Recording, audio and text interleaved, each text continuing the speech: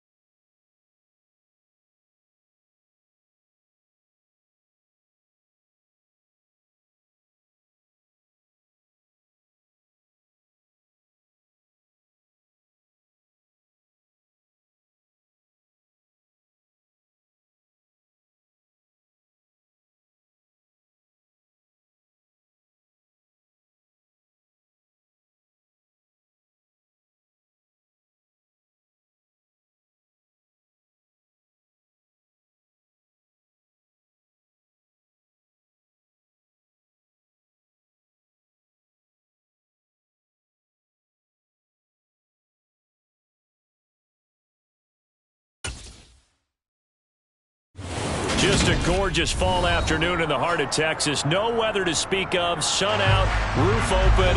Yes, yes, and yes. A great day for football at AT&T Stadium in Arlington. Today, we've got a good NFC matchup on tap between the Tampa Bay Buccaneers and the Dallas Cowboys. And now Dallas gets set to take the field.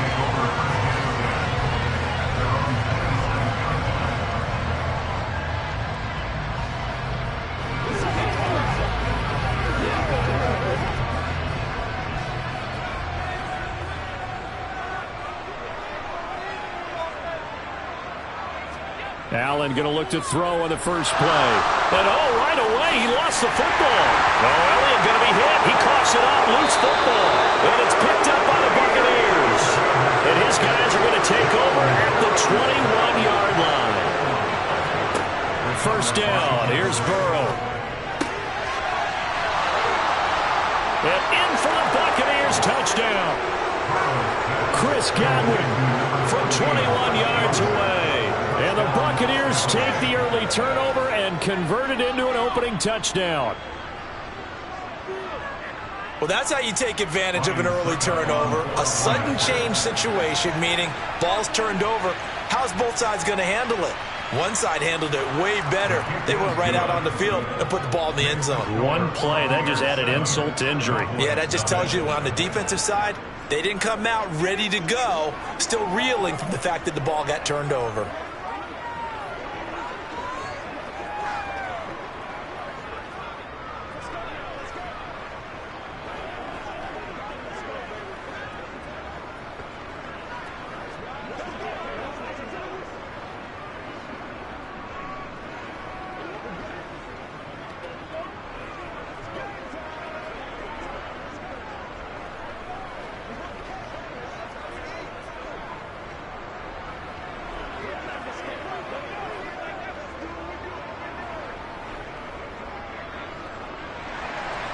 The kickoff unit is out on the field, and they will send this one away.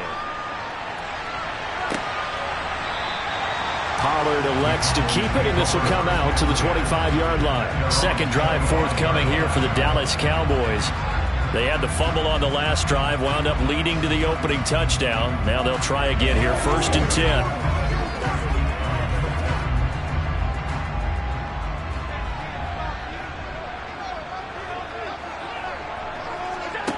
Now Allen got his man there, complete to Gallup. And he's taken down, but able to slip across the 35. The drive starting with a first down, 11 yards on that pickup. When the Dallas Cowboys traded Amari Cooper, it was certainly a sign of the faith that they have in Michael Gallup to step up and be that type of weapon across from C.D. Lamb. He hit 1,100 yards back in 2019, but missed half of last year with a pair of injuries. He steps up here and moves the chains. Now a throw here to his running back.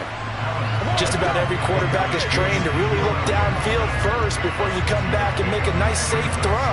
And in this case, that's exactly what he did. Found his running back, let him create some space, and it turned out to be a nice play for the offense. 2nd and 4.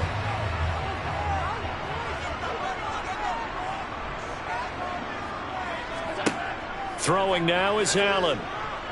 Looking deep for Adams. Touchdown, Cowboys. Davante Adams, 58 yards. And the Cowboys are an extra point away from drawing level. Well, go ahead and strap in, partner. Less than 2 minutes in, had the score on the one side. A quick answer, though, to get the equalizer. Sometimes you get that sense of urgency that ratchets up, right? When you give up an early touchdown like that, you just know you're like, okay, how do we go back and equalize things? Can we get it done fast? And they absolutely did. Essentially, we're back to even, aren't we?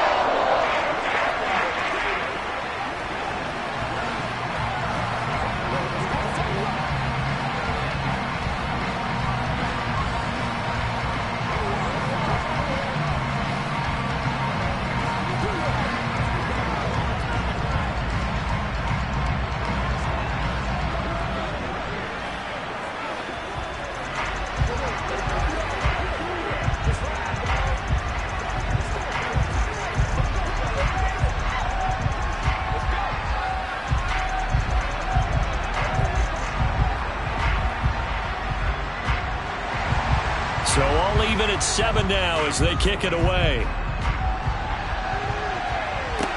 This one fielded at the 5. And he takes this near the 25. Just a little pass there. Call it the 26. So already not the best of kick returns there, but that penalty, that adds insult to injury and backs him up even closer to the goal line. Yeah, not ideal field position to begin a drive, is it? Because the extra pressure now goes on the offense. They've got to get some early yards and get away from the shadow of their own goalposts. What every offense wants to do in this situation, get 2 first downs to help out with field position at the least. And he'll be taken down at the 18.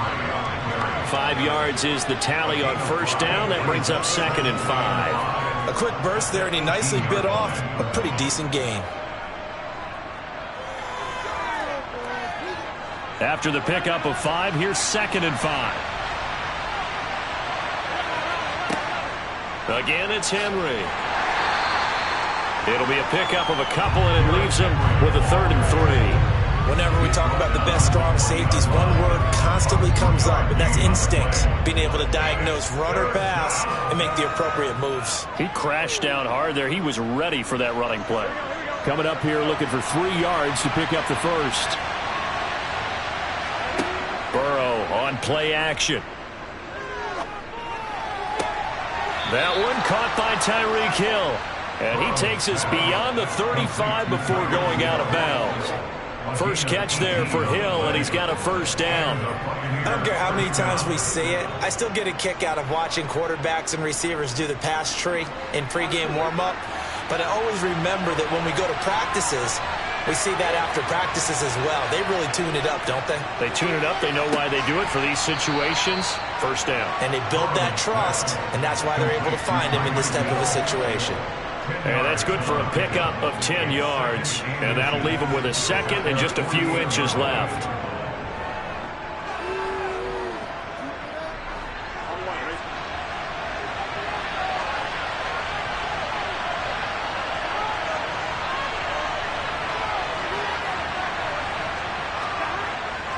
Inside handoff, Henry. And he'll get it down to the 47 here. A gain of 5, good enough for the first down. They were not fooling around at all, were they? 2nd and short, and they brought out the heavy package. Almost felt like the super heavy package against that defense, didn't it? Yeah, I don't think they expected that much beef up front, and it turned into an easy first down conversion. On 1st and 10, Joe Burrow. And Brate, the tight end's got it. And he'll be tackled on the other side of midfield at the 46-yard line. As a defense, you're more balanced when you're in zone coverage because you're able to keep your eyes on the quarterback and see the play develop in front of you. You're able to keep the quick pass in front of them and stop it right at the line of scrimmage.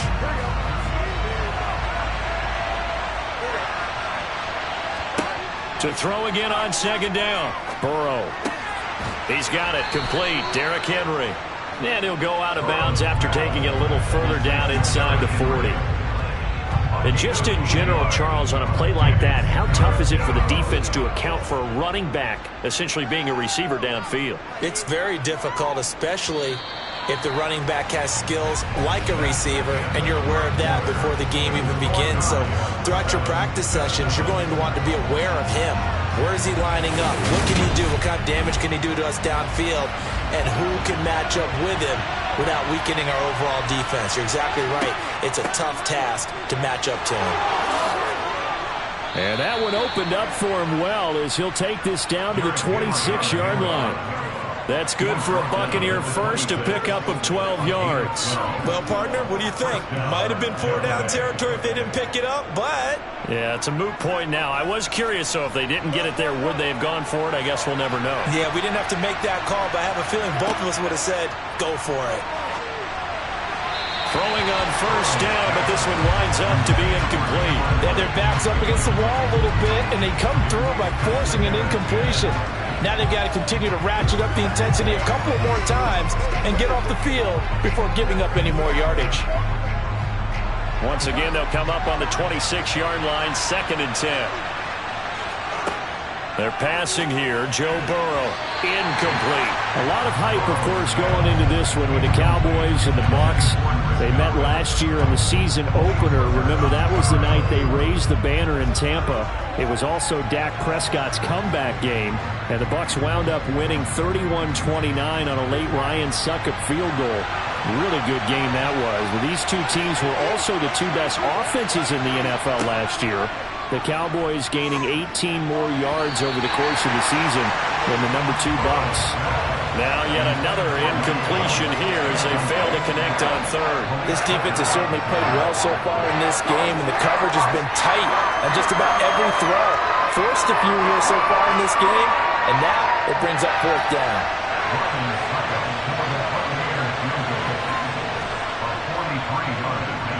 Succop's kick is good, and they take the lead here now at 10-7. So they're able to end that drive with 3 points in this one-possession ball game. And ideally, you want to end every drive with points. Most quarterbacks would tell you, let's end it with a kick, right? A PAT, that's number 1. Field goal you'll take. Punts, you really don't want to do that. In this case, they'll take the field goal and get prepared for the rest of the game.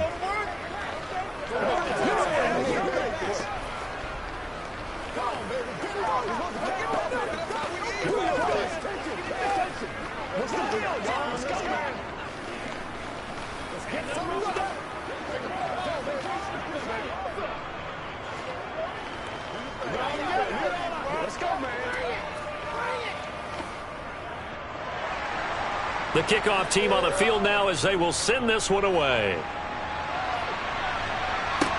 This will be fielded inside the 5. And he'll get it up across the 20 to the 21-yard line. Now the Cowboys offense heads back onto the field.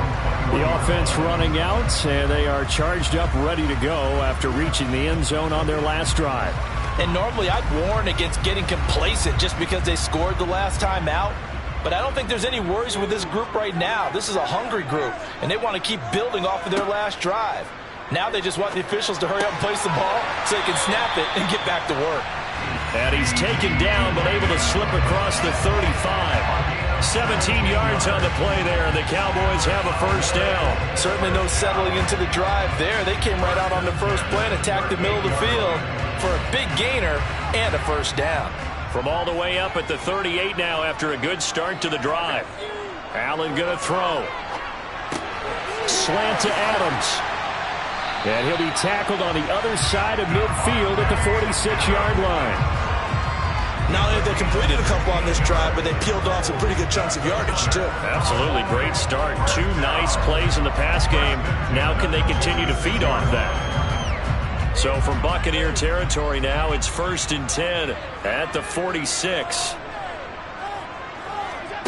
So the shotgun snap to Allen. Man open, that's complete to Dalton Schultz. And he's going to be taken down at about the 33. My goodness, they've come out locked in on this drive. Play calling, execution, they are fully in sync. 3 straight passes, 3 first downs. They're moving the ball downfield almost at will. This defense really struggling to find answers.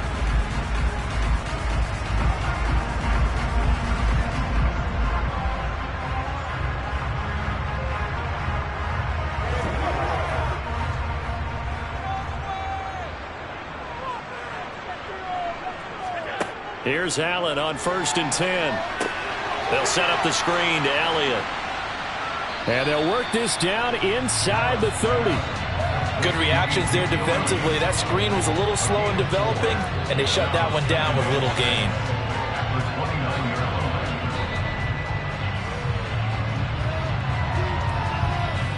Now they'll work from the 29 on 2nd and 6.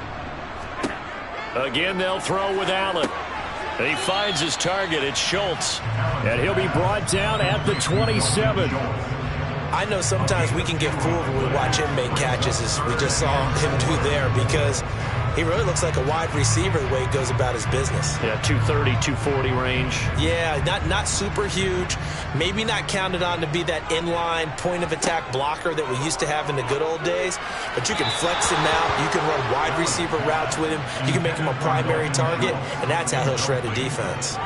Well, the other day they told us when we've got 3rd and 5 or less, we have to be able to convert. And I guess every team would say that, Charles, but an opportunity missed there. What they were trying to tell us is they believe it's a matchup game at that point, and they liked some matchups that they had, thought they could exploit them, unable to do so on that play.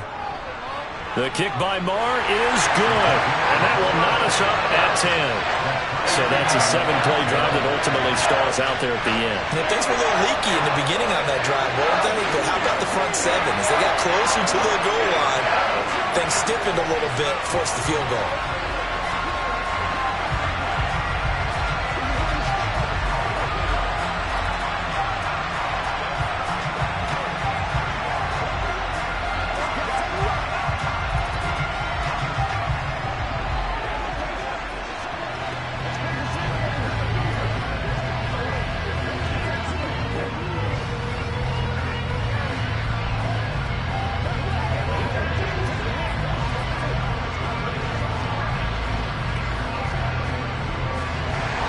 All level now at 10 apiece as the kick's away. Hill is going to take it out of the end zone. And that decision to bring it out ends up not being a good one. Costs him about 5 yards as he's tackled at the 20. Well, the Bucs going to take over now late in this first half as they take over with exactly 1 minute to go.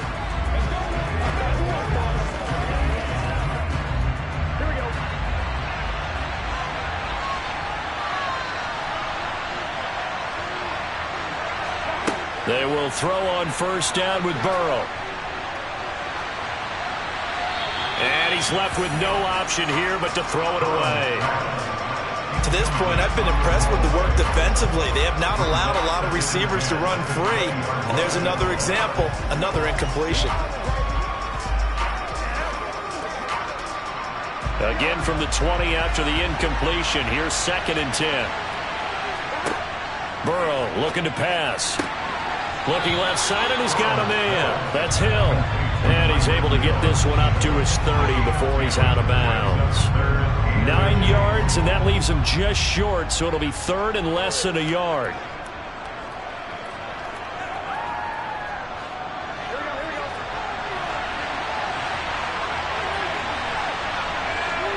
Now it's Burrow.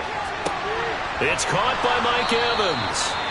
Now the Bucs going to use the first of their timeouts as the clock stops here with 46 seconds remaining in the first half. Come on now.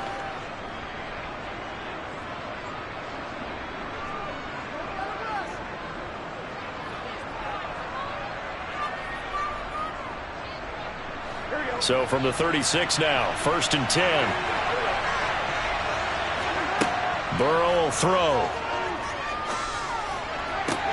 That is caught. It's Chris Godwin. Now another timeout called for by the offense as they stop it here with just under 40 ticks to go in this first half.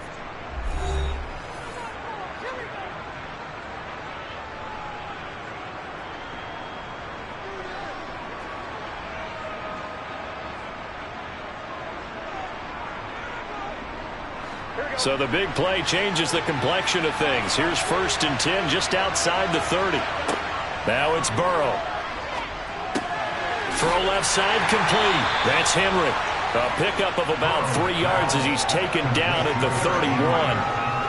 All defenses worry that whenever anyone catches the ball and has a head of steam come out of the backfield, it can turn into a big play with missed tackles or he runs through people. But they were right there waiting, and they stopped him for a minimal gain. Snap will come from the 31 on 2nd and 7. And this is caught. And so close. He gets it to the 1. Out of bounds right there. That one goes for 30 yards.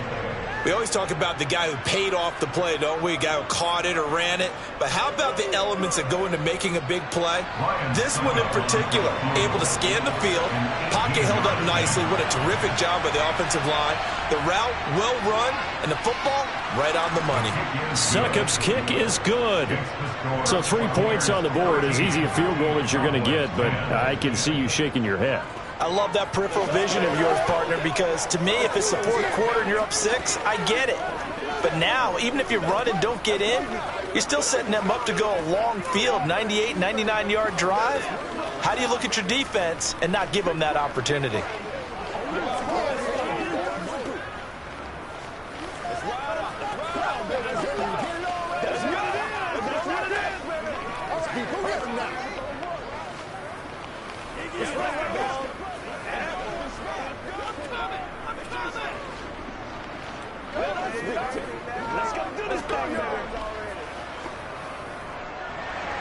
So with 3 seconds remaining in the half, they will line up to kick this one away. And a short kick taken at about the 16.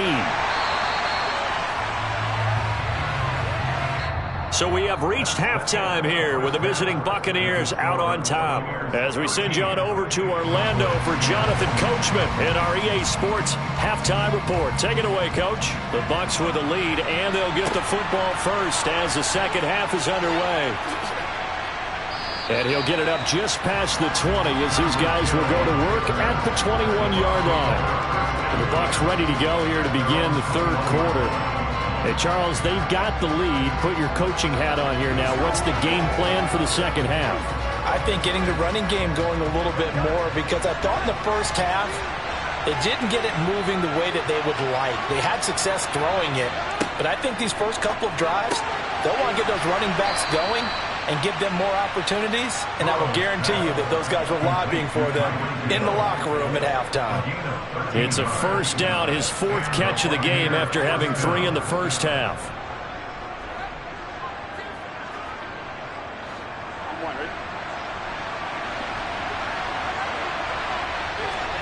Here's Burrow setting up to throw it. And his throw is incomplete. Today's NFL, these big guys are featured receivers. They move all over the place to try and find good matchups, and they had one. They were just unable to complete the pass.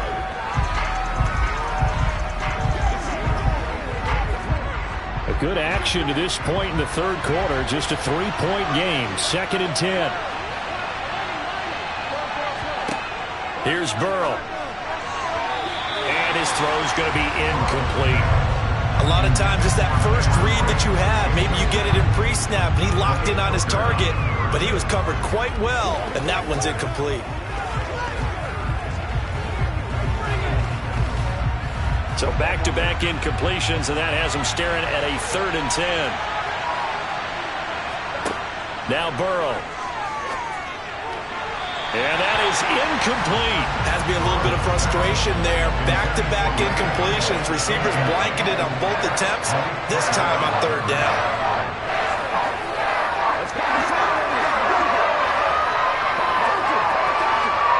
Here comes the Buccaneers punter now. And surprisingly, this is the first punt of the game for either team.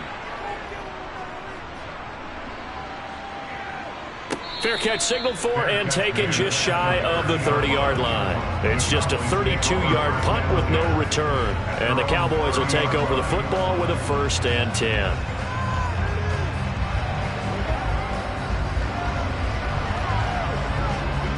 So 1st and 10 now from the 30. To throw, it's Allen. He finds his man, complete. That's Schultz. This will be stopped about 2 yards shy of the marker. 8-yard gain, 2nd and 2. Nice rhythm throw there on 1st down. He located his tight end, made it a nice easy pitch and catch. Hoping he can break a tackle or two. Wasn't able to do that there, but still good yardage. Ahead of the chains now, 2nd and 2. Here's Allen to throw it. And that'll fall incomplete. He was hit just as he let that go. And now it's 3rd down. To give you an idea of how accurate he's been throwing the football, we're in the second half. That's just his 2nd incompletion. Well, if he's that locked in, that means everyone's locked in, because to me it's like throwing a no-hitter in baseball. The pitcher may get the credit, but a lot of people making plays behind him in the field. They'll try and run for it with Elliott. And Elliott trying to work his way forward, but it looks like he did not make it. The defense stiffens to force 4th down following that 1st down gain of 8. I apologize in advance, partner, but the beef eaters on the interior of this D-line, You just know they were licking their chops on 3rd and short.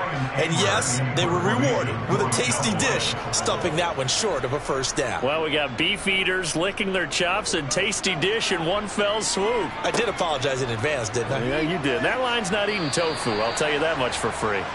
It's a return of 4 following a 42-yard punt, and the Bucs will get ready to go on offense. Here comes the Tampa Bay offense now heading back out onto the field. And both of these defenses have been stifling these last few drives offensively.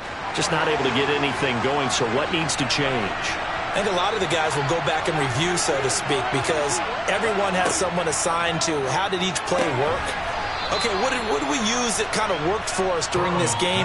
Try and get back to some of those plays, as well as the possibility of showing something you haven't shown already in this game and trying to change things up. We'll see if they take the advice of Mr. Davis. 2nd down and 4.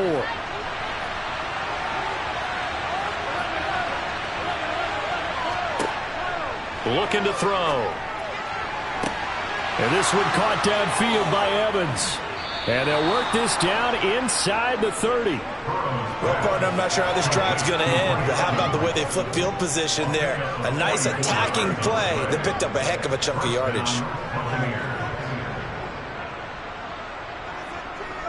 So now then, the big play has them all the way inside the 30 now, 1st and 10. Henry up the middle. Stopped at the 24-yard line after a gain of 5. In the first half, he was held in check on the ground, but despite that lack of production, they still have the lead. And they've got to feel fortunate about that. If they could actually get production from their lead horse, that would help open up this offense and widen this margin, too. The first down run got 5. Here's 2nd and 5. He'll drop to throw. Looking for Godwin, and he's got him complete. And they're going to get this down inside the 20. And defensively, they were in zone coverage there. Do you have to be a little careful? You're losing, playing against a good quarterback like he is, to not play too much zone? Yeah, you have to be careful about how much time you're giving up. I think it's a good point you just brought up. So maybe if you still want to play zone, you go to a zone blitz scheme. And you can drop anyone out of your defensive front. Defensive end, defensive tackle. It doesn't matter. You just exchange someone to bring more pressure towards the quarterback and still try and cover downfield. Cameron Hayward in on the tackle.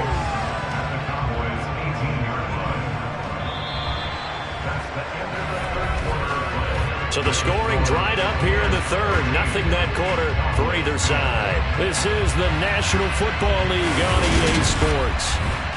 Back now in Arlington. Here's 2nd and 9, just a yard on that last run.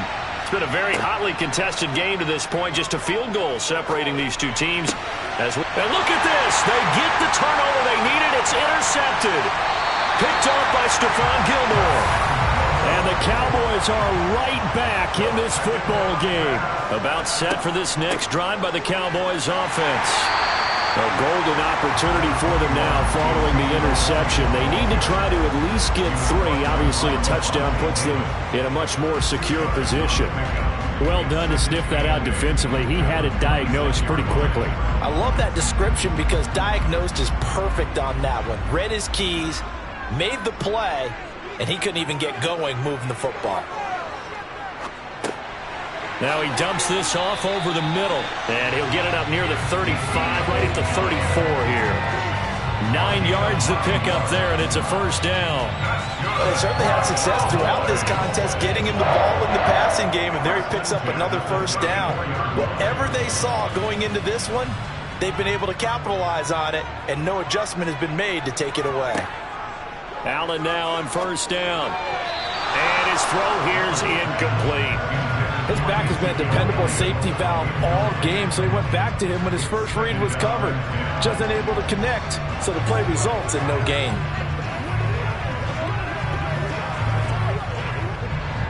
From the 34, they'll come to the line on 2nd and 10. Now Allen. Throw right side, taken in by Gallup. They get 6. That'll leave them with 3rd and 4. One thing I think that's safe to say defensively, the tackling's been really good. And because of that, it's been very, very hard for them to move the ball because you're not getting the benefits of run after catch. They're tackling them almost on the spot. That means you have to run extra plays, harder to move it. Working out of the shotgun. Here's Allen. He hits Adams, complete.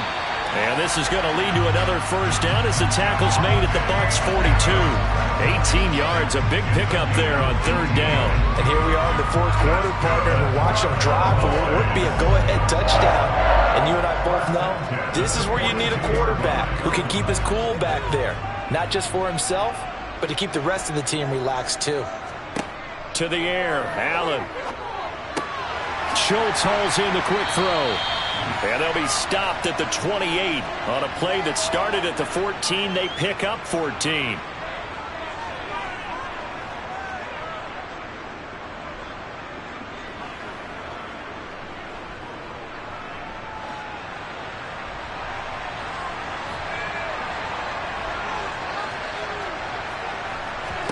Here's Allen. He's going to let it go deep for the end zone. And this one is incomplete. That's certainly not the worst thing. It stops the clock and lets your offense catch its breath and lets us exhale a little bit. Now I expect them to call a couple plays in the huddle so they're ready if a tackle happens inbounds. After the incomplete pass, here now is 2nd and 10. Allen. Over the middle, complete. That's Schultz. And he'll be brought down at about the 23-yard line. An incompletion, now a short pickup. That's not going to do it. Yeah, you've got to get to the line of scrimmage quickly, get set up, and aim downfield. Clock running here, under 90 seconds to go. Now Allen. Steps away to his left. And that is incomplete. With that incompletion, reality is staring them right in the face. This entire game is down to the next snap. Come on, let's go. Let's dominate this. So a big one coming now for Brett Maher. He hit his first, this one from 40 yards out. The kick by Maher is good. And with a little more than a minute to go, we are on time. So a big kick to get this back to even. Now the worry is, did you leave too much time on the clock? Because another field goal the other way, that does you in. You're exactly right. You didn't get into overtime yet. So now as a defense, you've got to think to yourself, you can't play prevent defense and just give up big chunks of yardage in front of you. But you also can't let anyone behind you. So you sit right on the line between the two, play the best defense you can, and not make it easy for them to move the ball downfield.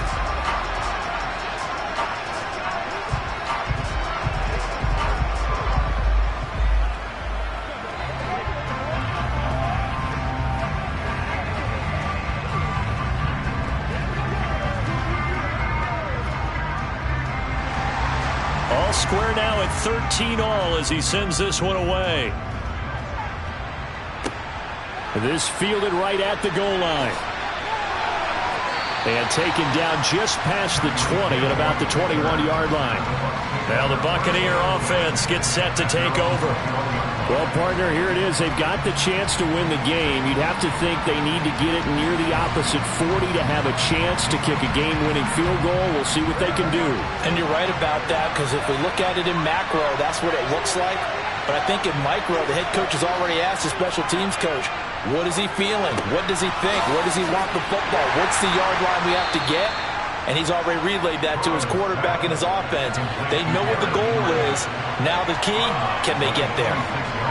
And we see another pitch and catch there to the running back. This position just continues to evolve. They become just as critical to the passing attack as a lot of receivers, tight ends, because their ability to make people miss in the open field can really generate big plays for an offense. Burrow's throw caught by his receiver, Hill. And he takes us beyond the 35 before going out of bounds. 10 yards there and a Buccaneer first down.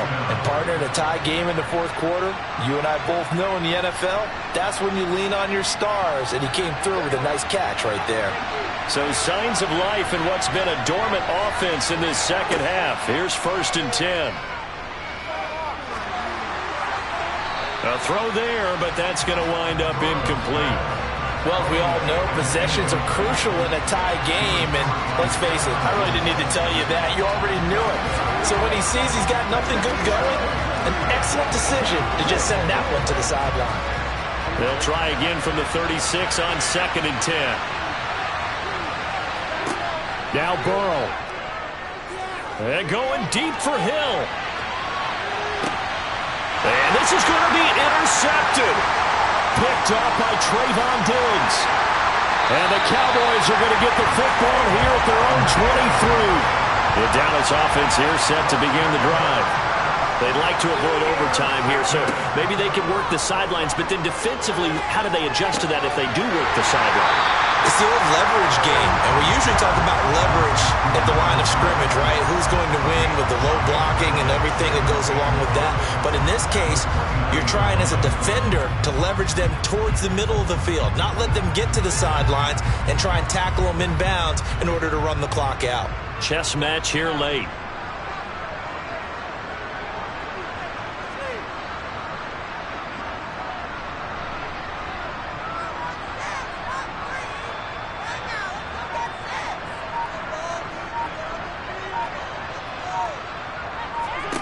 Throwing is Allen.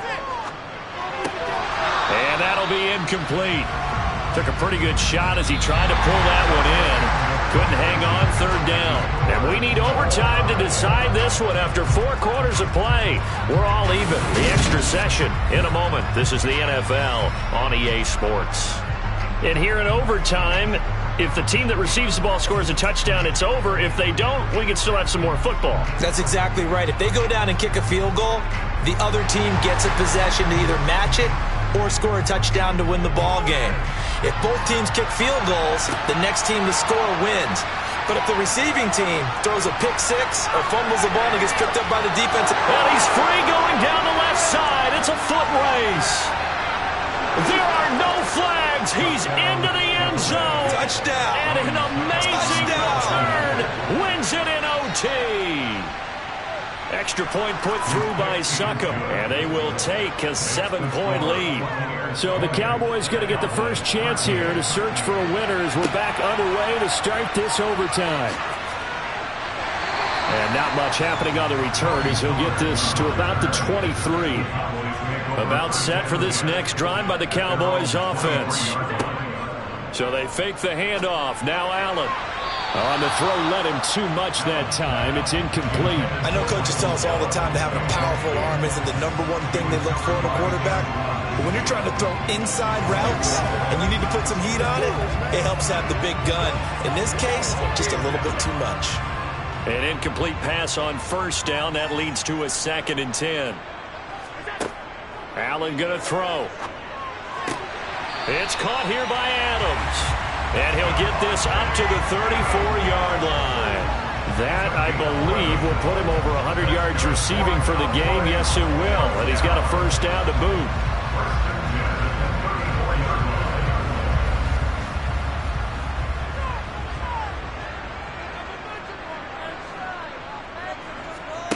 Now Allen. That is caught by Lamb.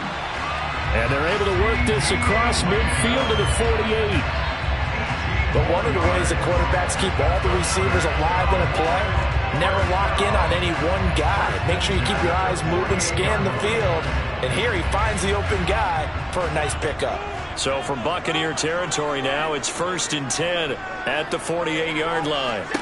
Again, they'll throw with Allen. His throw incomplete. Well, they've been back on their heels a little bit here on this drive, but a chance to exhale just a little bit there with incompletion on 1st down. Now they have to gear up, try and get 2 more stops and escape this drive. So they'll come up after the incompletion for 2nd down. So the shotgun snap to Allen. Open man, right side, it's Lamb. And this is going to lead to another first down as the tackle's made at the Bucs' 34-yard line. They give him 14 yards that time and a fresh set of downs. From the 34 now, here's 1st and 10.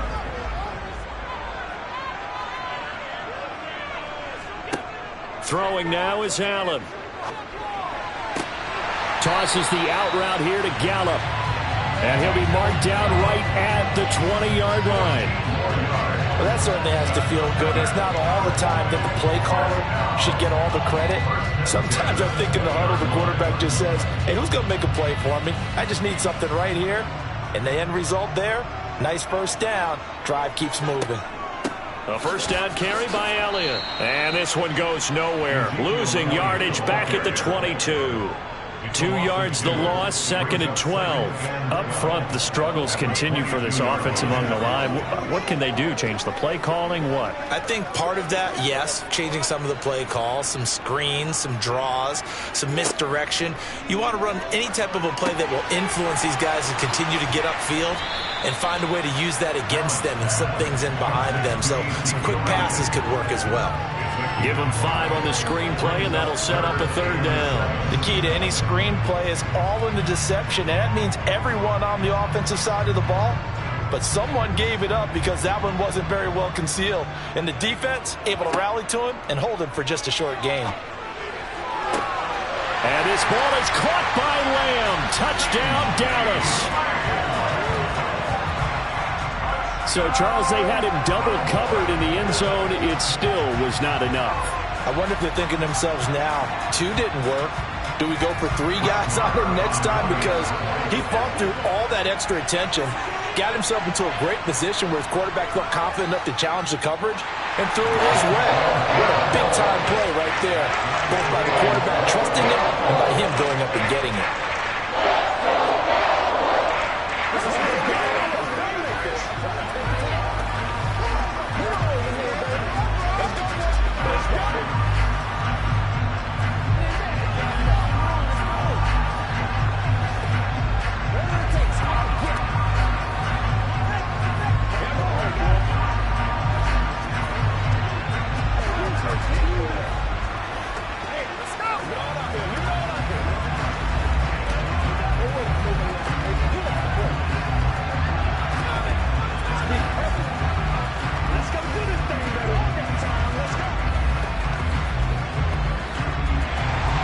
So we're right back where we started, all even as the kick's away. Hill going to sit on this one, and it'll come out to the 25. And Tampa Bay trots out there now. Well, their defense did the job, got off the field without giving up any points, and now, Charles, all they need here is a field goal, and they get the victory. Yeah, and this is the way I love overtime. I'm one of those really, really old school guys that like sudden death right from the beginning. Well, we've got it now because any points wins the game. On defense, get a safety, a pick 6, fumble return, you can win it as well. So I'm really looking forward to this series and see how both sides play it. So out come the Bucs now. Here comes another drive from this unit, and Charles, they're coming off a costly mistake on the last possession, an interception in a game that is very close right now. Well, as we know, they all sting no matter what the situation, but in a one-possession game, that'll hurt a little bit more. But this is an excellent opportunity to make up for it on this drive. I just don't expect them to try and take huge gambles to make up that momentum in a hurry. Give him a gain of 5 on the completion, and that's going to lead to a 3rd and 12. That might feel like a little bit of a lost opportunity there for the offense because the defense brought pressure that time. And sometimes against that, you can get it out to your running back, and it could turn into a big gain downfield. But what a nice job they did getting to him quickly and holding him to a short gain. Under a heavy rush, and down he goes. Micah Parsons showing off that elite athleticism as he gets the sack. Micah Parsons was drafted as an off-the-ball linebacker, but the Cowboys discovered he might be pretty good at this pass rusher thing as well. 13 sacks, 3 forced fumbles, and unanimously won the Rookie of the Year on the defensive side of the ball. One overtime. How about two? We need another. We're still even. We'll switch sides and have that second overtime in just a moment. Here comes the Buccaneers punter now. And in double overtime, this needs to be a good one.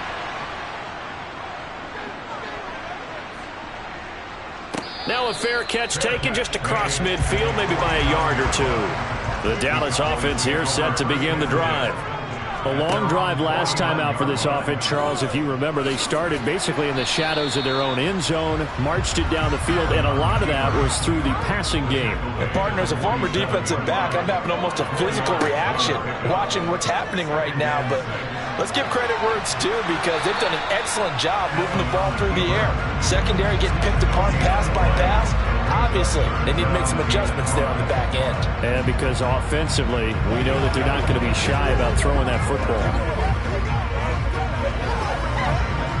They'll need 5 on this play to move the sticks. To throw, it's Allen. Got his man complete over the middle. It's Schultz. And he will have a Cowboys first down as they're able to get the third down conversion. Many different ways to create space, but on that play, he did it with that big, wide body of his. Didn't get a whole lot of yardage on the play, but it did what it was supposed to. Pick up a first down. So here's a 1st and 10 at the 38. From the shotgun, a give to Elliott. And he is going to be stopped cold behind the line of scrimmage. Coming in to put a lick on it was Lavonte David. Sometimes you just sit back and marvel at what he can do defensively. Speed, strength, quickness, he's the whole package. And that package just wrapped up the runner for a loss.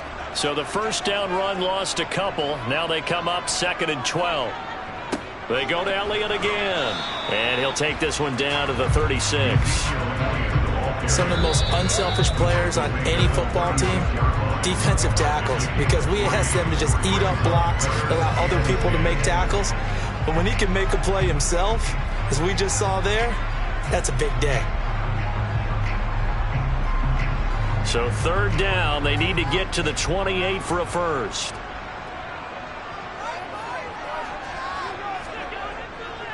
Inside give to Elliott. And a good job defensively. They stopped him short of the first at the 32. It's a gain of 5, but it'll lead to a 4th down. And there we saw one of the downsides of blitzing during a rundown, because sometimes you get out of your gaps. You don't fit the run quite as well because you're headed towards the ball carrier with abandon. And play is stopped here. Timeout. It's the defense calling the timeout here. That's their 2nd and last timeout here in the overtime session. We'll be back.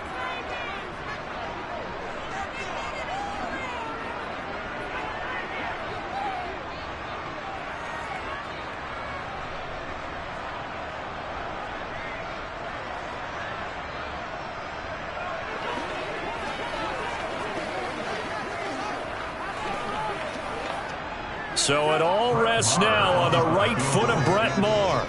This to win it in overtime. And he missed it. It's no good. And we will play on here in overtime.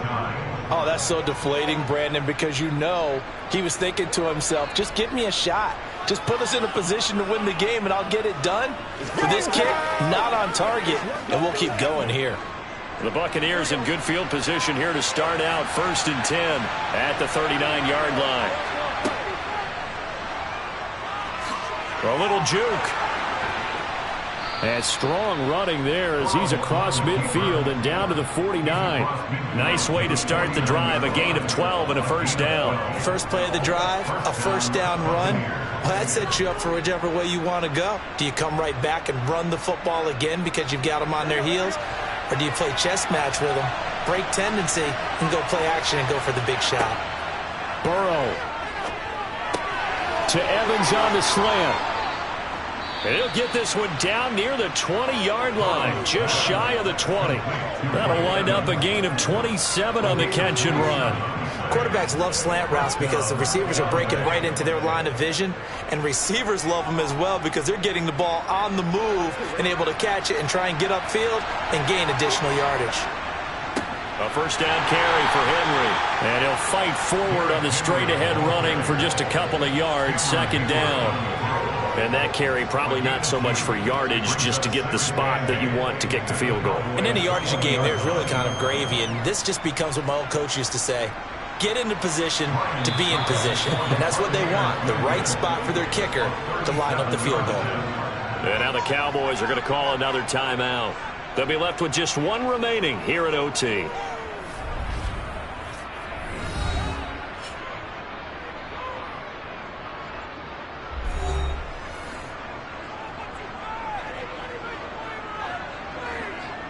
And now this game's going to come down to the right leg of their kicker. Right hash, 37-yard attempt. And he got it.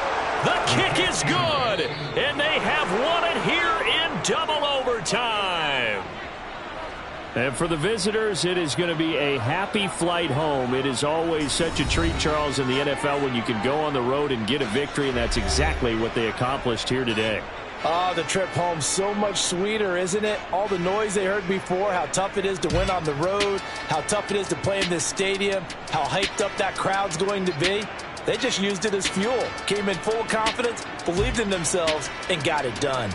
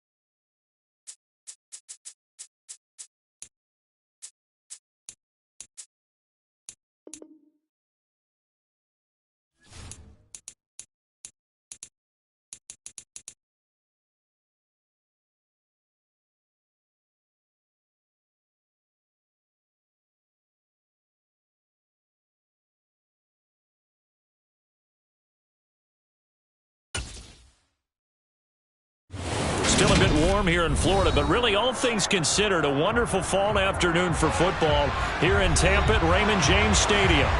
Coming up, we've got a good matchup on tap between the Buffalo Bills and the Tampa Bay Buccaneers. And the opening kickoff will not be returned, as that will be a touchback. Here's the Buffalo offense now as they get set to take over here.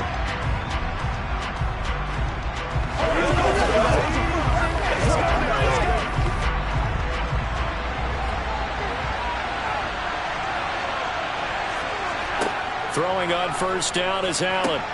They set up the screen to Chubb. And he's upended after a gain of 2 out to the 27. Nice job by the defense figuring that play out and holding it to a short game, but I don't think the offense is going to be daunted. They actually accomplished their goal there. Now they've got them aware that they can throw a screen at them, maybe to slow the pass rush down a little bit, and they can throw it downfield. First carry for Nick Chubb, and he'll get a couple up to the 29. But not much on that one, Charles. No, that's exactly the way to execute a run blitz there. They guessed correctly that they would move the ball on the ground, honed in on it, and stopped them. Mark that down for a win in the defense's column. This defense looking for an early stop. This is 3rd down and 6. Allen now looks to throw. And he fumbled it. It's on the ground. And fortunately, he's able to get this one back, so it is a first down. Call it luck or skill, whatever the case is, they're feeling good about just keeping the football there. Yeah, the biggest thing that they're calling it now, our ball. I mean, they don't care if it was luck or skill. Boy, the panic that jumps up in your chest when that ball's on the ground, whether you get it or your teammate gets it, just as long as you maintain possession, that's all you're looking for. Allen's throw here taken in by Knox. And they'll get him down on the other side of midfield. But we know that he can get first downs with his arm and his legs, Charles. And there, when he gets outside of the pocket, the defense has to account for both, and he's able to complete it for the first. And he's very comfortable outside of the pocket. Some quarterbacks, that's not their thing. For him, that seems to be the #1 asset to his game. Gets out into the open field, things seem to break down the secondary a little bit, and he picks out the right target. Officially, it's a 1-yard loss. That's going to bring up 2nd and 11. They have 3 tight ends in that formation. That's almost a universal sign that they're planning to run the football.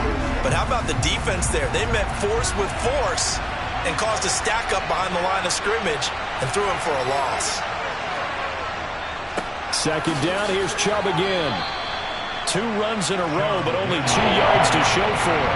They've got to give kudos to your offensive line and the guy carrying the ball, because they were in a 2nd and long situation. It seemed pretty dire, but they brought it back to 3rd and manageable with that run. Here's play number 7 on the drive. This is 3rd and 7.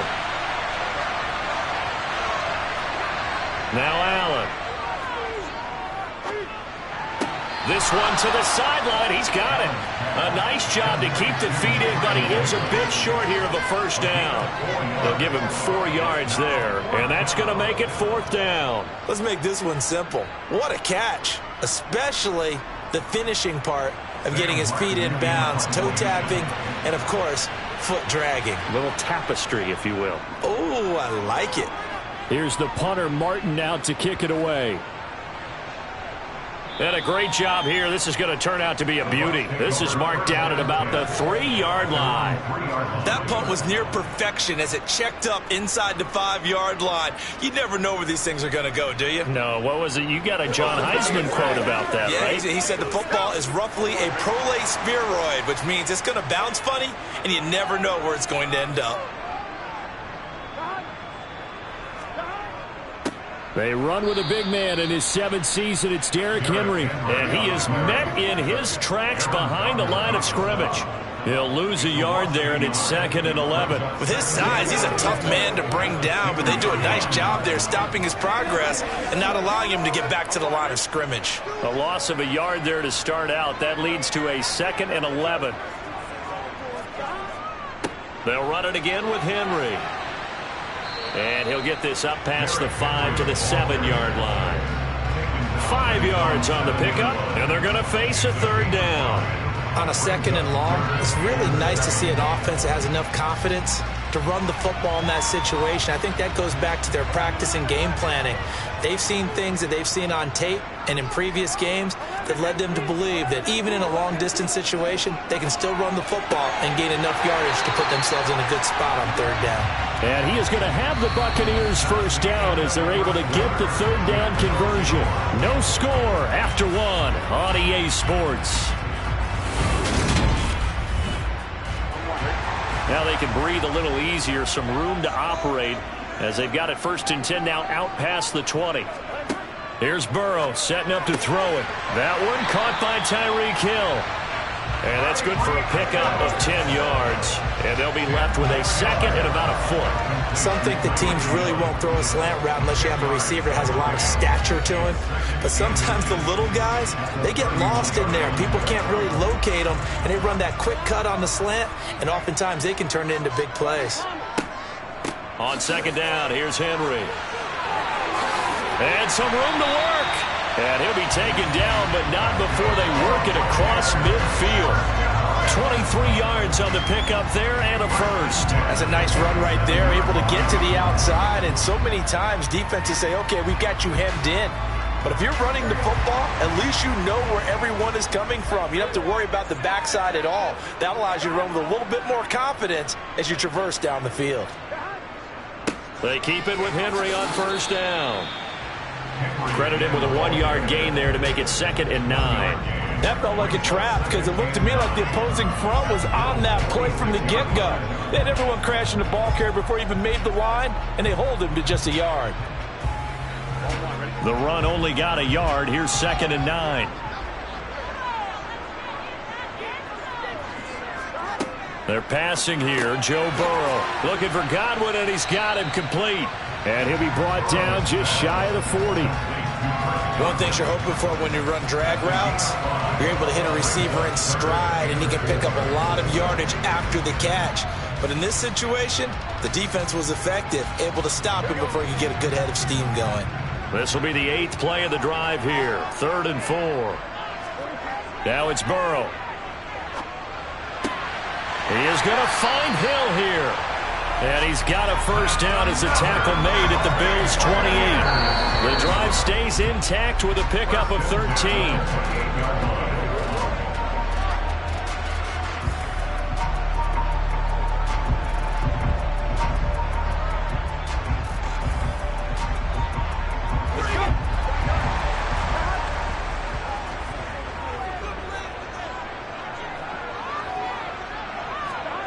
Now Burrow on first down.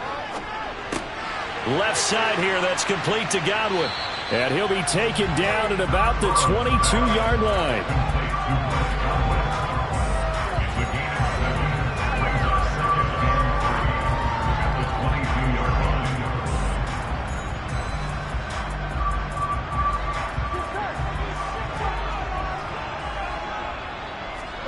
Throwing again, it's Burrow. It's incomplete. Took a shot, couldn't connect. Finally, an incompletion. He was 5 of 5 before that last throw to start this game. So he is human. All right, so we found out after the way he began, okay, he can have an incompletion here or there. But I love what they've done right from the word go. They just need to pay it off with a touchdown now. Burrow on third down. And Brate has it over the middle. And he is going to have a Bucs first down as they're able to get the third down conversion. And that's well executed there on third down. And I love the confidence that they had to let their tight end try and find some space in the middle of the field, right in their quarterback's line of vision. And QBs love to make that easy throw, and they hooked up there for a first down. They will throw on first down with Burrow. And he's got it. Caught in the end zone. Touchdown, Tampa Bay. Tyreek Hill from 10 yards out. And the Bucs go 98 yards and finish it off in the end zone. And that touchdown gives them a touchdown lead before they attempt the extra point. What a great way to end the half. Yeah, great job to put themselves in front. And now, see on the sideline, special teams defense scrambling, saying we want to preserve this for the final moments of this second quarter.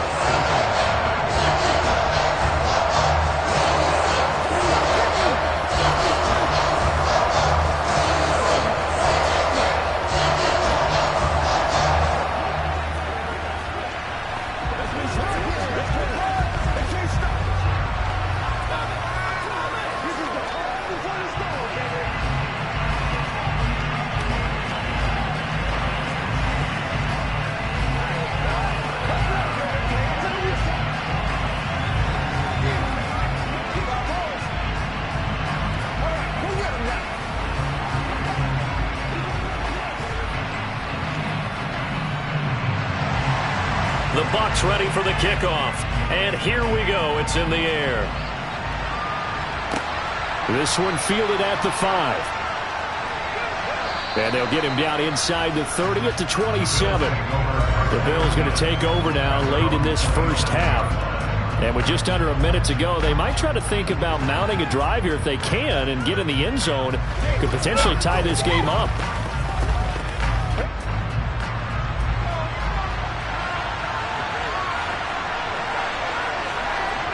Here's Allen on 1st and 10.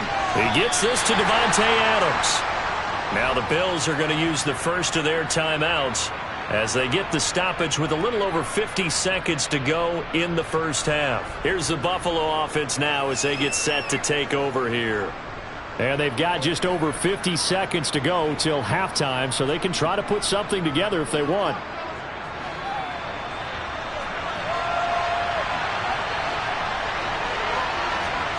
Looking to throw again on 2nd down. Allen. And bringing it in, it's Davis. Now another timeout called for by the offense as the clock stops here with 46 seconds remaining in the first half.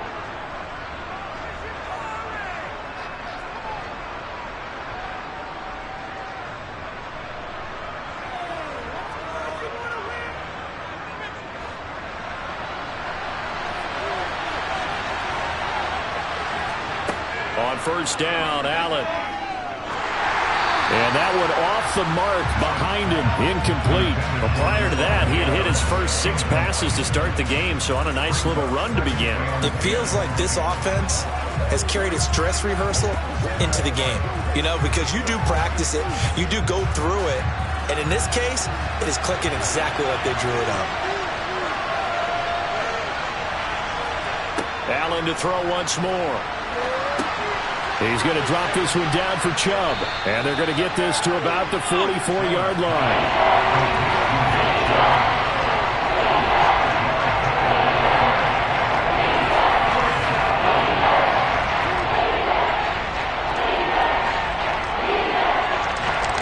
The Bucs with an extra defender now in the secondary here on 3rd down. Here's Allen to throw it. And Davis with it left side. And they're going to work this down to about the 32-yard line. They were looking to throw, holding on the big right tackle. That's real simple, partner. Keep your hands inside in the chest area. You're probably okay. You get it out on the shoulders, get them wide. Usually going to pick up a holding call. So following the holding call, what can they do here on 3rd and long? Now Allen. And he can't get rid of it. He's taken down. And they're going to take a timeout defensively. So with 4th down coming up, they go ahead and burn it and say we'll see what happens.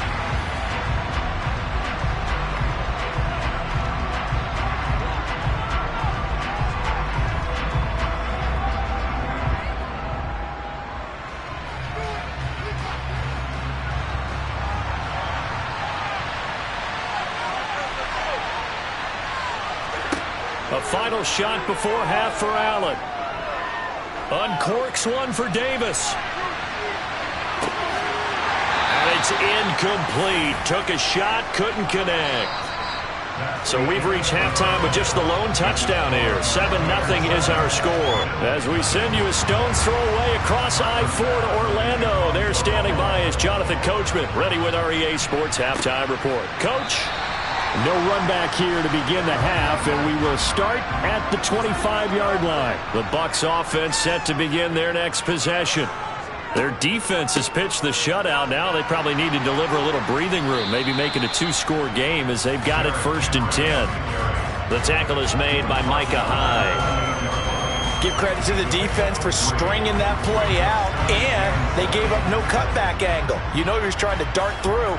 No place for him to go. A nice job there, only giving up a 3-yard gain. On 2nd and 7, Burrow. And Burrow going to be hit and taken down. They got him. Aaron Donald in there to get him. It's a loss of 5. We are seeing 2 really confident defenses imposing their will on these offenses in this game. Yeah, absolutely, going toe for toe. Just curious if one of these offenses can wake up a little bit. Is there any way they can find something that can pop, something big to knock them back on their heels? On third down, Burrow. Nowhere to go here. He lost the football. Now this is picked up by the Bills. And this is going to be brought back for a Bills touchdown. So they were down by a touchdown, probably just hoping the defense could hold them, maybe force the punt. Instead, they force the turnover and take it into the house. Well, the plan was perfect. That's exactly what they wanted. Instead, they got a lot more than that. Big-time capitalization by taking the ball away and putting it in the end zone. An extra point by Bass, up and good. And we are tied at 7.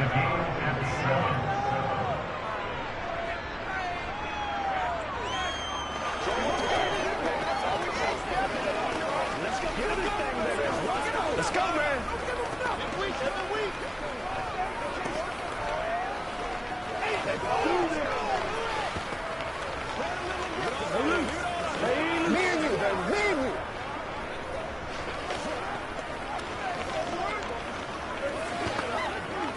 They got to walk that walk, baby. Let's play now, baby. Let's play. This is your game, baby. Let's go, fellas. That's awesome. What we got? Don't stop that moment. Get something together. So a tie ball game here as the kick's away. And they will not get a chance to return this one as it's through the end zone for a touchback. Now this offense back out and set to go for their next drive. Now this game, it has obviously been all about the defense on both sides of the football. Which offense is going to break through here? We'll see if they can do it on this drive.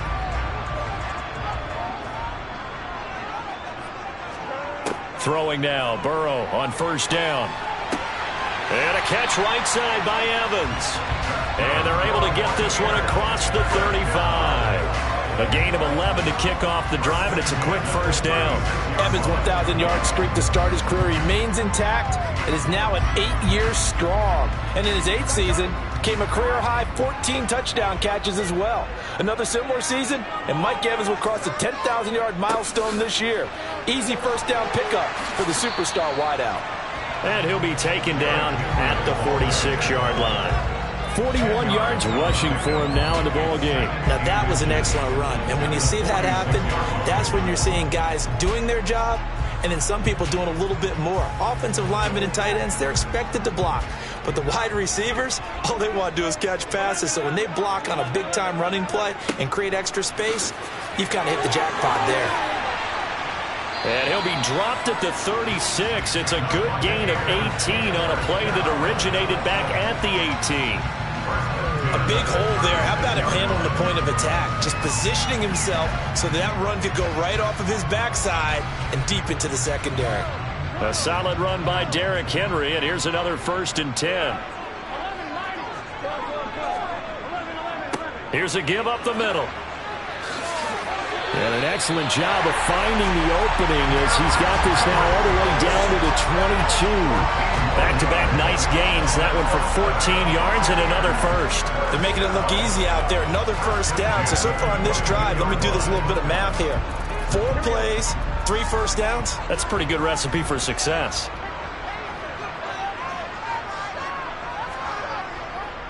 On the counter, it's Henry. And he's into the end zone for a Tampa Bay touchdown. 22 yards for Derrick Henry.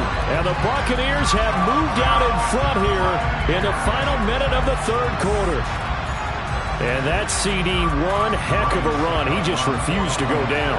And that's where determination comes in, because he had at least a couple of guys had really good shots at him, but he just said, I don't think so. Speed, power, elusiveness, all on display right there. Look like you, partner, back in your salad days in Evansville.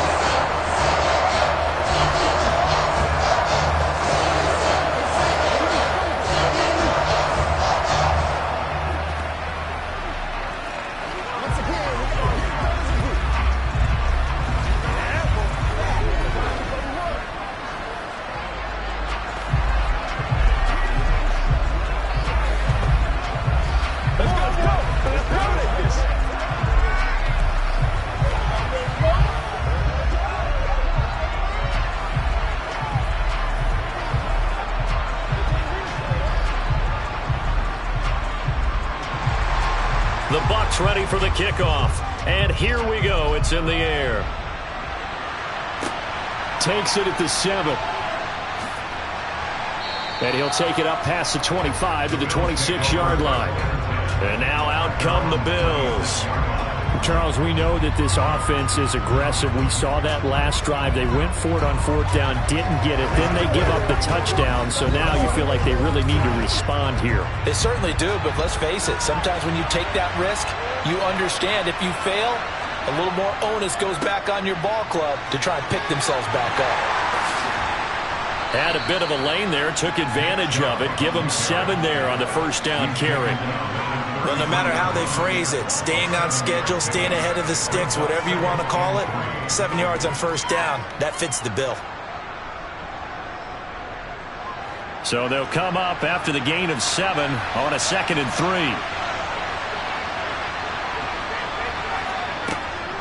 And again, it's Chubb. And he'll be brought down shy of the 40 at the 38-yard line.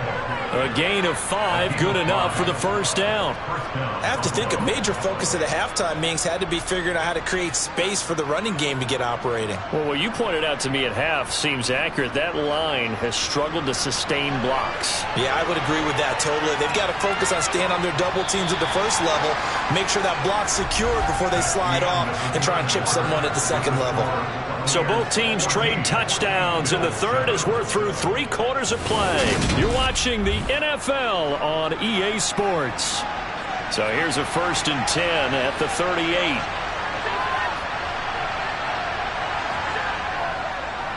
They go up. No, bottled up. Fumble. It's out. It's loose. Wow, that ball gets knocked free, but a teammate comes along and scoops it up. It's almost like baseball. Guys at bat, people are on base in scoring position. One guy doesn't get him home. The next guy comes through and picks him up. And avoids the turnover. The fumble on 1st down. Now here's 2nd down. Allen going to throw. And his throw's going to be incomplete. Well, partner, guaranteed they approach this play with the idea of making up ground to make 3rd down manageable. Unfortunately, with that incompletion, right back where they started on the last snap. Now they need a big 3rd down play in order to pick up the yardage needed. Possibly a turning point. Big play coming. This is 3rd and long. Throwing now is Allen. Works right side into the hands of the tight end, Knox. No gain on the play. And that's going to bring up a 4th down. Excuse my snarkiness here, but isn't the idea of completing a pass supposed to mean you get downfield and gain yards? Especially on 3rd down. Yeah, that one. How about the defense? Figured that one out in a big way. Yeah, they completed it all right and lost yardage. And he'll get this away into the humid Florida sky. 33 yards is the distance on the punt there. And they will take over 1st and 10. And now this offense comes back out onto the field. Their defense got the stop, forced the punt, and now you really start to monitor the clock as they nurse this slim lead.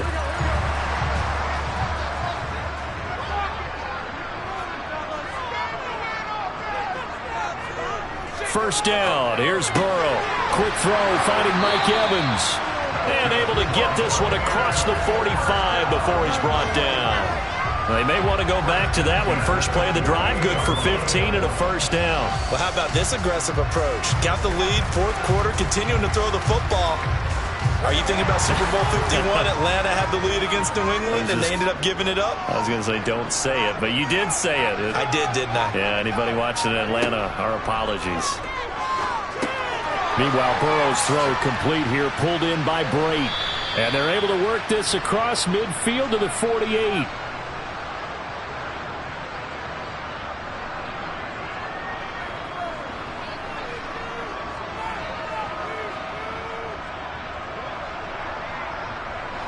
Coming up on a 2nd and 6. 10th carry now for Derrick Henry. And he'll be brought down, it looks like right at the 40. They get the guard out of Georgia Tech, Shaq Mason.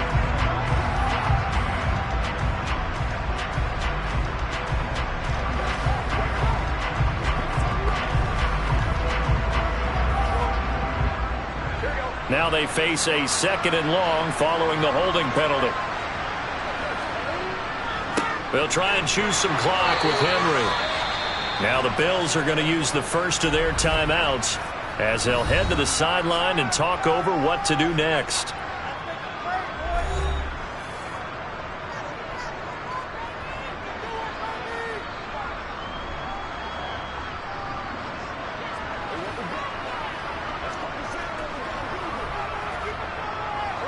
An extra defensive back here for the Bills on 3rd down.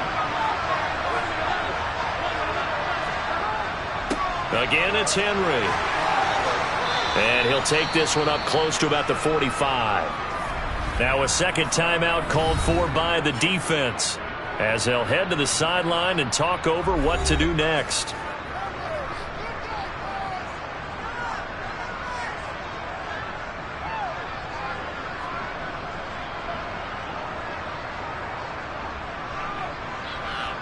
Here comes the Buccaneers punter now as he's on to punt for the first time this afternoon.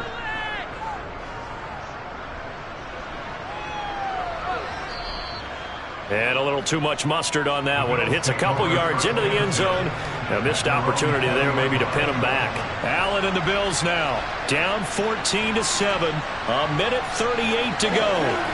How will this thing pan out? We'll watch as they come up on 1st down.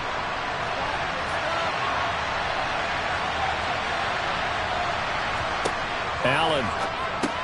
That's taken in by Knox. And he'll go down at the 26 following a gain of 6. I like what they did there. Still keeping their tight ends involved. They understand it's not quite Hail Mary time just yet.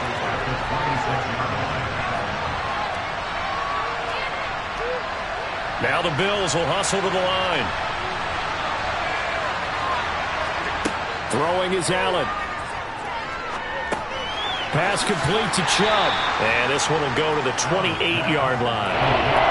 It drives some people crazy to see those short throws underneath. They've got to find a way to gash the defense downfield.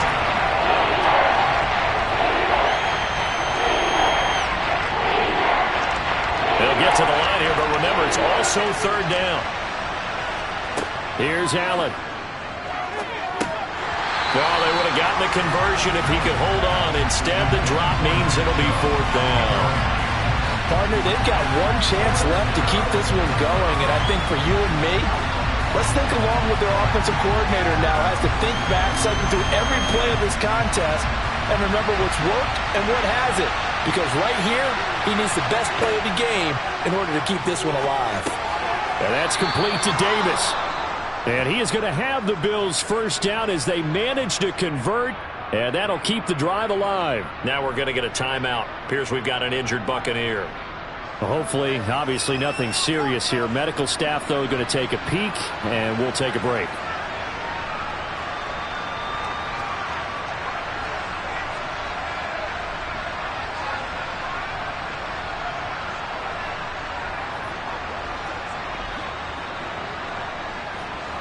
From the 34 now, here's 1st and 10.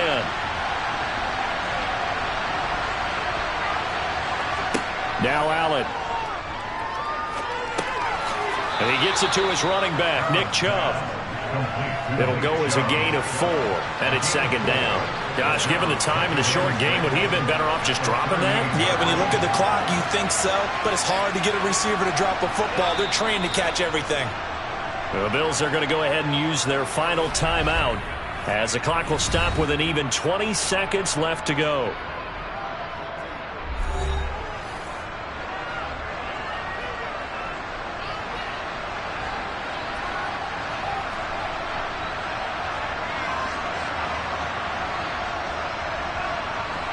Six yards left on 2nd down.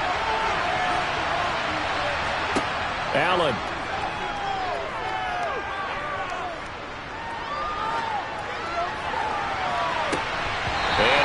Complete on the deep ball. Well, I think we were both wondering if we were going to see them try to push it deep downfield, facing a one-possession deficit late, and they certainly didn't disappoint. They gave it an effort. 7th play of the drive upcoming here on 3rd and 6. Back back to throw. Allen. He's going to let it fly. That's going to be knocked away and incomplete. I like the fact that he took the shot deep downfield. Even if you don't get the catch, maybe you get a defensive penalty and pick up the yardage that way.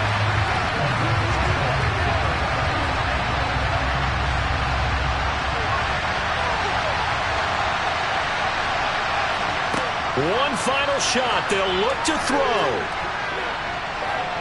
Now a desperation throw deep downfield.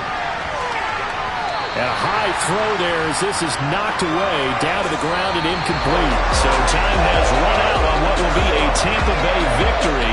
And they were spurred on by a strong performance in that fourth quarter as they held their opponents off the scoreboard. Everyone wants to pitch a shutout for the entire game, but when you throw one in the fourth quarter, that tells everyone that you're getting stronger and dominance is starting to take over, right? The way that you close, the way that you finish, that gets preached to you from the time you're playing Little League football all the way up through. And they closed them out with a big-time performance down the stretch.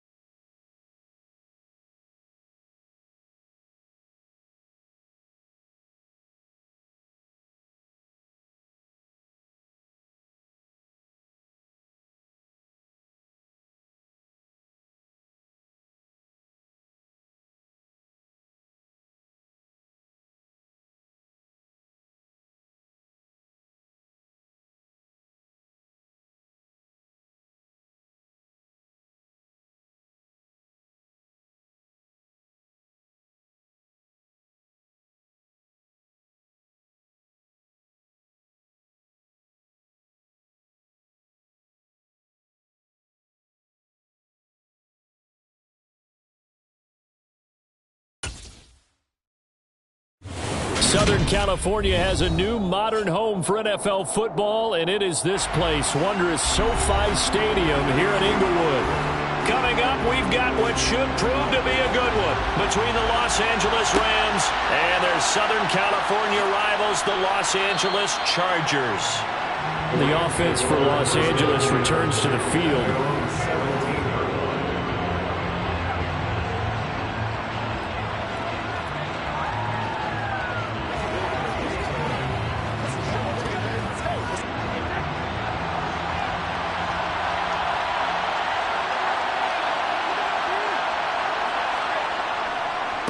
Now last year's leading rusher in the NFL, this is Jonathan Taylor.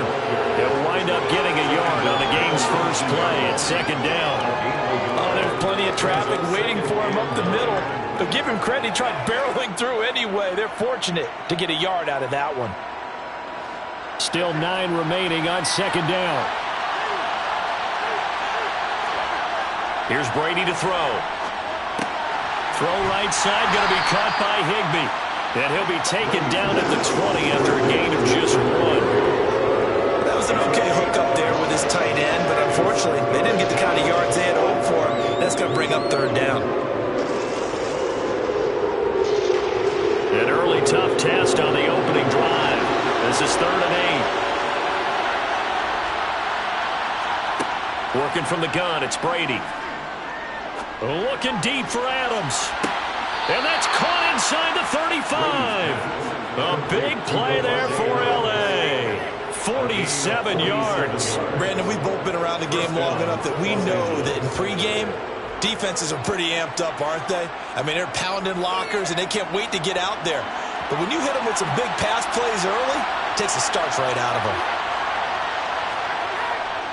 1st and 10, Taylor now. And he'll take this ahead for about 4. Second down coming up. And that was a quality play to start a new set of downs. That was simply an offensive line winning the battle up front and winning in a big way and giving their guy in the backfield a nice lane to hit.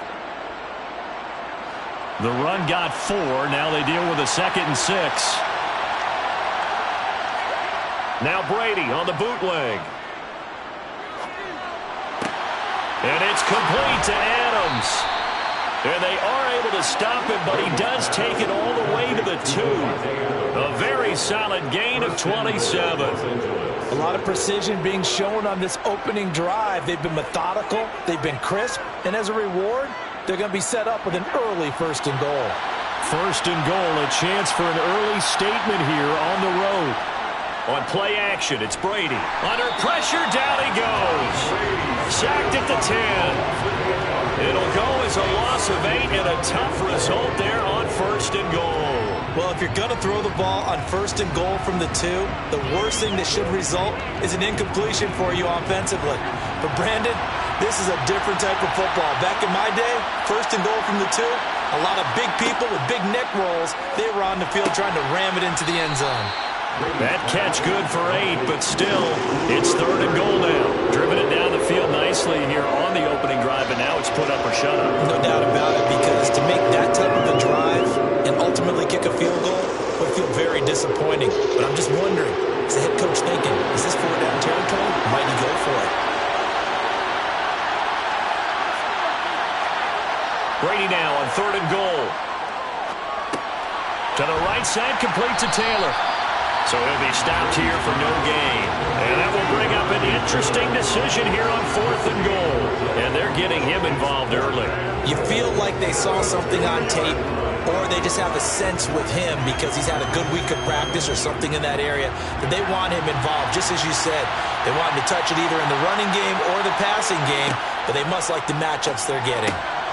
They go for it on 4th and goal, but that winds up incomplete. They had the play call on 4th and goal, but it's dropped in the end zone. And on the opening drive of the ball game, the defense comes up with a goal line stand. Coming out with a jumbo package to start the drive.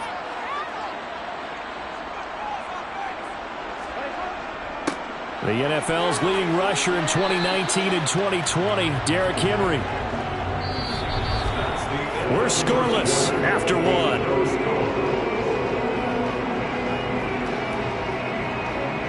Charger football to start quarter number 2. The last run got 6, now 2nd and 4. On 2nd down and 4. Burrow, and this is caught. First catch for Keenan Allen. 4 yards the pickup, 1st down. A little football 101 there. You just see the receiver try to run down the defender, meaning he goes right at him and really trying to move him a little bit towards the center of the field so he can put his foot in the ground and break to the out, to the sideline, and make a catch.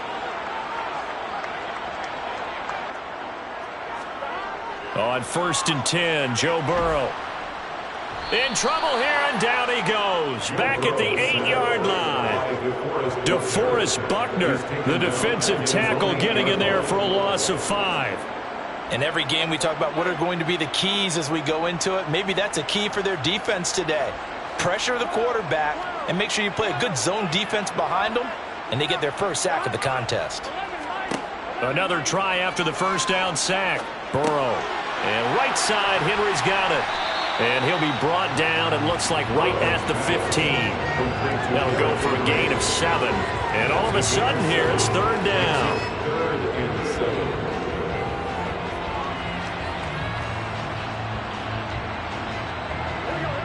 7. So 7 yards from the 1st down here as they come up to the line of scrimmage.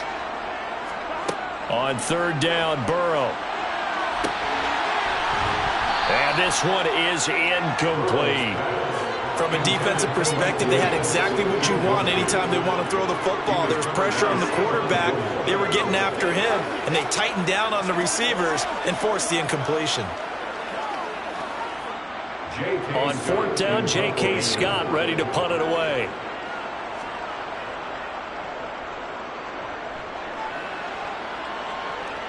Now fair catch is called for and taken at the, we'll call it the 37-yard line.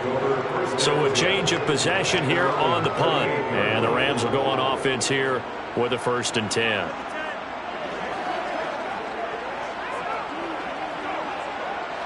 So good starting field position for them here as they come up 1st and 10 at their 38. They'll run with Taylor to begin the drive. And he's going to be stacked up right at the line of scrimmage. Nothing there for him. 2nd down. And as a defensive end, getting off the ball quickly, swarming to the football, making a tackle. That's what we saw right there. Yeah, and that's what their job is. And really, a lot of the time, they have to throttle back a little bit in the run game because you know those defensive ends, they're like in a sprinter stance. They're just headed straight for the quarterback. That was good recognition on that play to hold them to no gain.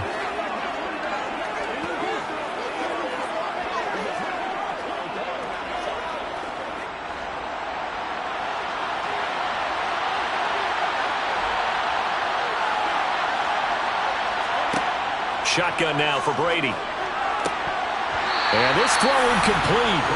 Well, the defender all over it that time, and it's going to lead to 3rd down. This defense is not going to make it easy for you. They're a physical group, and we just saw it there on that play. He came in, made the contact, just as he's trying to hold it in. They come up to the line now facing a 3rd and 10 after the incompletion. Here's Brady. And able to catch it on the left sideline, but they're going to rule him out of bounds.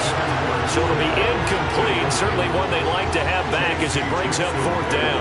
Well, they've moved the ball okay here in these first 2 drives, but this one's going to, again, amount to nothing. They've got to start dialing up some plays that allow them to finish drives with points. 4th down, so on is the punter, Riley Dixon. Back deep is Tyreek Hill. Fielded at the 20. It's a 40-yard punt, 6 yards on the return, and it'll be Charger football here as they take over. The Chargers get set to go here for their 2nd drive. They've been playing the field position game thus far. No score, 2nd quarter as they come up on 1st and 10.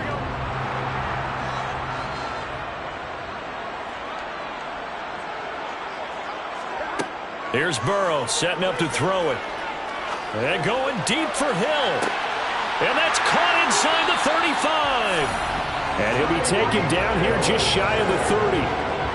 Not really any offense for them to speak of here in this first half. Maybe that's what they needed, that big play. Yeah, it seems that maybe everything changes right there. They've been a little slow out of the gate. We've seen that. but that one big play, that could spark a big burst right here. Now Burrow on first down. Looking left sideline, but it's incomplete. Well, the incompletion, yes, but maybe here not the worst thing in the world? No, not on 1st and 10. It actually gives them a chance to regroup, relax just a little bit. They huddle up, talk it over. Then they get a chance to continue their drive. So now 2nd and 10 after the incompletion on first down. Here's Burrow. Open man is Hill. He's got it. And he'll be brought down at about the 23-yard line. The Chargers going to signal for the first of their timeouts, as the stoppage will come with a little under a minute to go in this first half.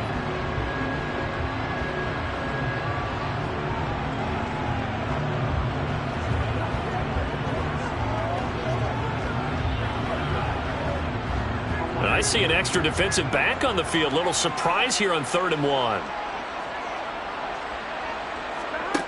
Now Burrow. And he'll find his man on the out route. That's Allen.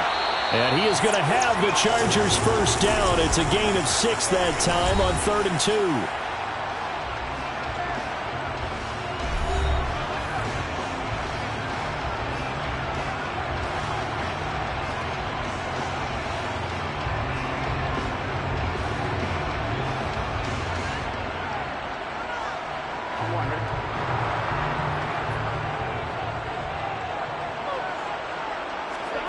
From the red zone now, they'll look to throw. Being chased out left. And he's going to have to eat this one as down he goes. Dropped for a loss of 7 by multiple defenders. And it's never good to take a sack. You really don't want to take one down here in this part of the field down near the red zone. Not at all, because you're already pretty much assured of a field goal. But you take a big sack, it could push you out of range, and that's why defenses get a little more aggressive in this situation. They're almost conceding the 3 points. They want to push you back and try and take you out of that. He is taken down at the 21 after a short gain of 2. Now a timeout signaled for, and they'll get it with 10 seconds to go before halftime.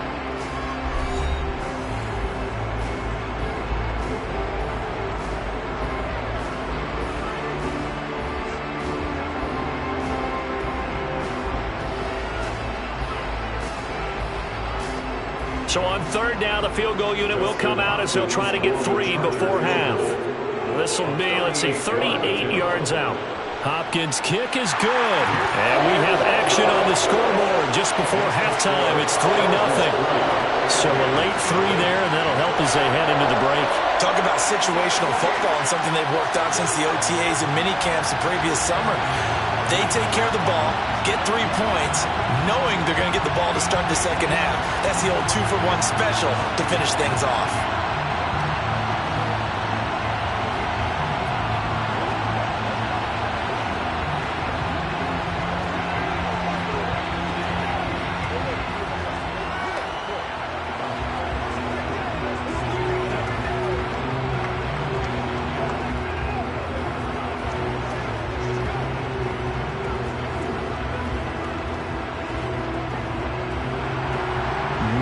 Time for one play on offense. 7 seconds to go in the half as the kick is away. Takes it at the 7. And he'll go down as this drive will start at the 25-yard line. Well, the Rams about to go on offense one final time in this first half. And they'll have time for one play. That's it. 3 seconds to go before intermission.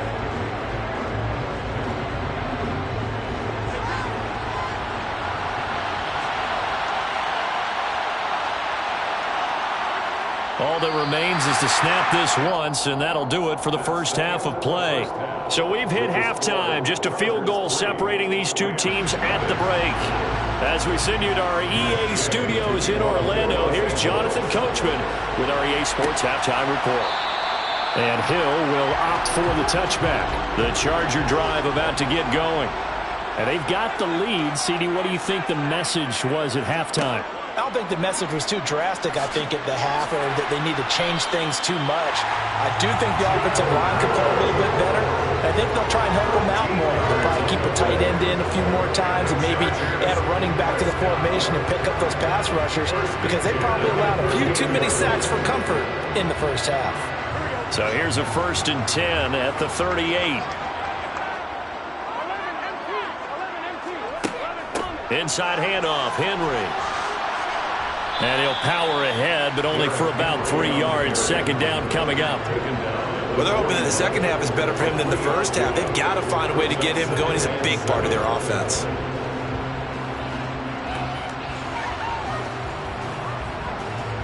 The last run got 3. Now here's 2nd and 7. Now it's Burrow. They're going deep for Hill.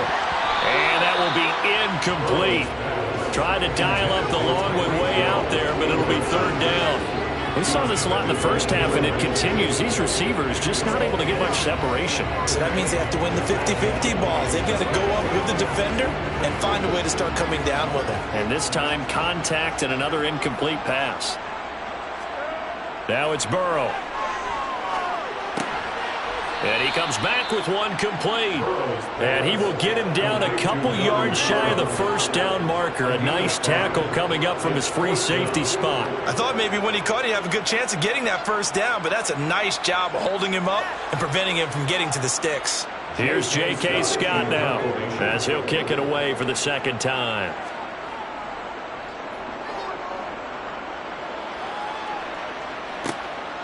This is taken at about the 14. Nice punt, but good work on the return to get back 11 yards. And it will be 1st and 10 as they take over. Now the attention turns back to the Rams offense as they get ready for their first possession of the 2nd half. And with the way this offense has played thus far, to be frank, they got to feel pretty grateful to be in the ball game. I would agree with you totally because they've done all of nothing offensively in this game, yet they still find themselves in a position on this drive where a touchdown can give them the lead. They need to take advantage of it. And they're still looking for that first touchdown here in the 3rd quarter. All they have so far, the field goal. If you're in the offensive huddle, you're smiling after that play because you've certainly got them guessing now. 2nd and short, could they just hand it off for another big gain? Or do they take advantage of this spot to take a big shot downfield? From the 31, Brady. Open man right side is Kupp, complete. 2nd catch for him today, and it'll wind up a 1st down. As he gets the 1st down, let's take a look at what Cooper Kupp did last season because it was one of the greatest years for a receiver in NFL history. 145 catches, 1,947 yards, both 2nd most in a season all time. Truly an MVP caliber performance for the Super Bowl champs, and he capped it off in the Super Bowl himself as the MVP. Nowhere to go that time. He maybe got a yard up to the 40. I'd say they've got to find a way to get him going. He's such a big part of their offense. I wonder if they might throw it a little and come back to the run. Anything, because you're right. He's pretty much been completely neutralized.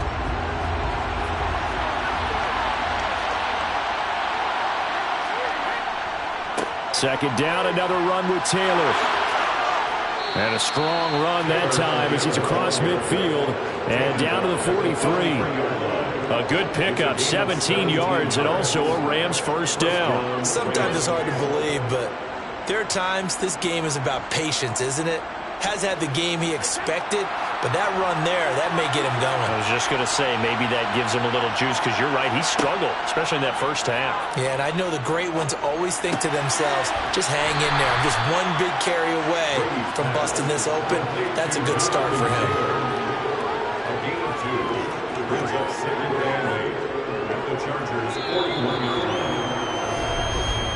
And that is going to do it for this 3rd quarter of action.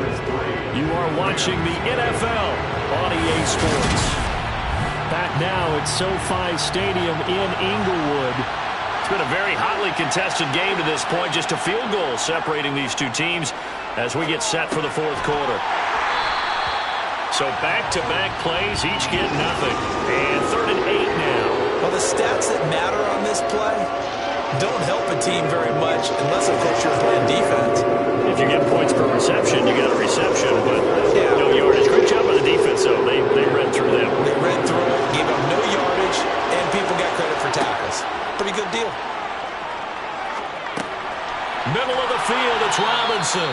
And he's brought to the ground with another first down at the Chargers' 26. His first catch, and it's a pretty big one. They get the conversion on third down. Even though this offense doesn't have a single point to its name, they're not totally out of this game yet. A touchdown here, they could be in business. And how about that last play? Now they've got momentum going. So, you know, I'm a big advocate. Get back on the line of scrimmage. Throw another play at them while you've got them rocked on their heels. He hits Adams, complete. And down he goes, taking it inside the 10, just shy of the 5 at the 6. The end result, 21 yards. Just picking up yardage in bunches here these last few plays. They have moved right down the field, and just like that, they're going to be set up with a first and goal. Only way to get the lead here, of course, with a touchdown, and that's what they're gunning for on first and goal. They'll run here with Taylor. And he will fight his way into the end zone for a touchdown. Jonathan Taylor, a 6-yard touchdown run. And the Rams have taken a fourth-quarter lead. Well, I think we both got to thinking the team that scores the first TD may be the one to win this football game. And here we go, our first touchdown, and it comes in the fourth quarter. Yeah, and it's a testament that both of these defenses are able to hold the line this long. But now, on the other side of the field, they've got to be thinking if they got it done, we should be able to punch one in ourselves.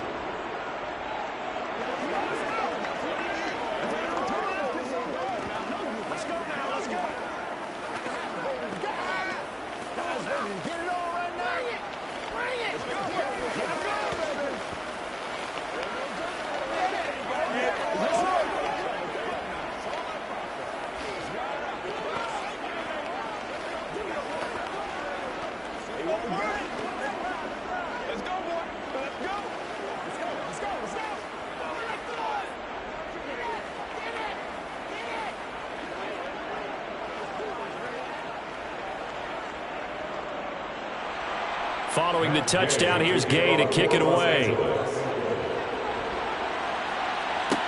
Taken in at the 3.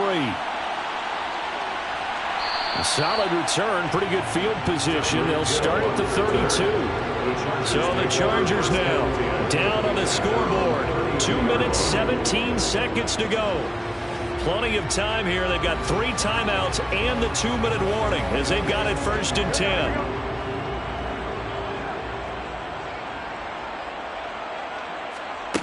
First down. Here's Burrow.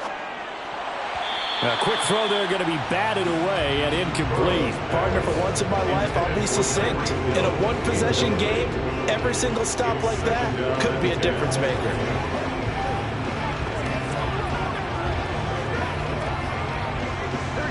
Here's second and 10 now from about the 32. Burrow looking to pass. Working the middle here. That's complete to Everett, the tight end. And they bring him to the ground just shy of midfield. Second catch for him today, and it'll wind up a first down. First and 10 at the 49-yard line.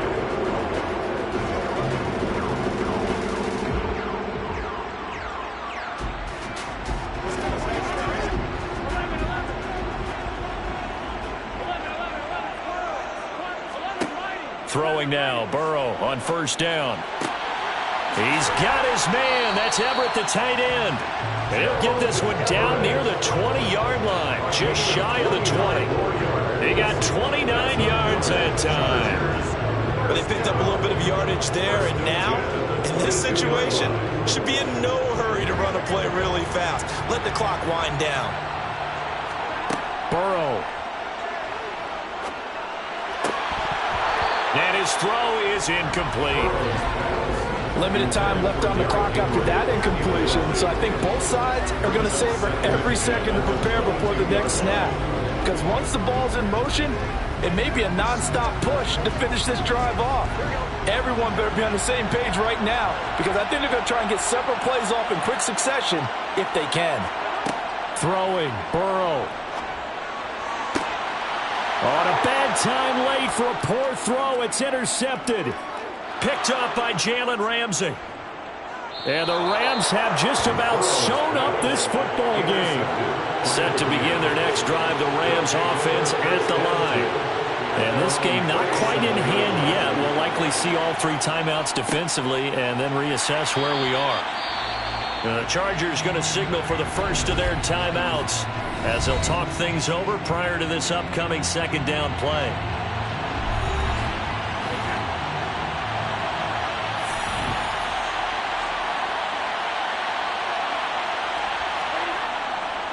They run once more with Taylor. And very little room to maneuver. He'll get this down to about the 39. Now a second timeout called for by the defense as they'll head to the sideline to talk over what to do next.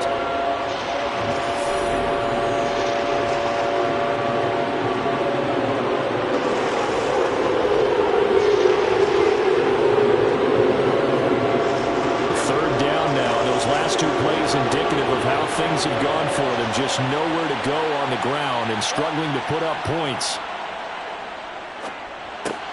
Throw taken in by Taylor, left side. And he can only manage to take the football to the 40, and that is well shy of the first down marker.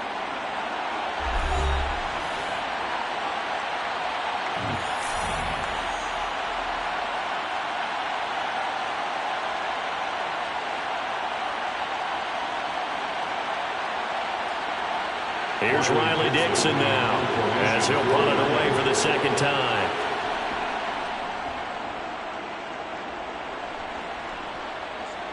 And he'll get credit for putting him inside the 20 as the fair catch is made right at about the 19-yard line. 36 yards on the punt with no return.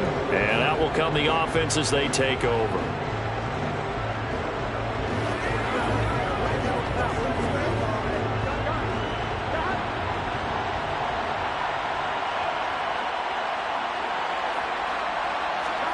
Burrow. A quick throw knocked away and incomplete. This secondary as a unit, they've worked really well together in this one, especially late. A lot of cohesiveness, a lot of communication, and some great athleticism. They're playing so well now, a nickname is sure to follow. They're going to have to name this whole unit soon. After the incompletion, here's 2nd and 10 from the 20. To throw, Burrow. And that one complete downfield to Allen. Past the 20. He takes it across for the touchdown, and they've taken the lead late in the final minute of the 4th. Wow, wow. What a game this has been, and what a drive that was, Charles, to take the lead here late in the 4th quarter. Partner, that's a job well done by everyone, from the players to the guys calling the plays. And if I may introduce just one downside to the mix, might be a little bit too much time left. Enough on the clock for a final last-ditch effort to try and steal this one away.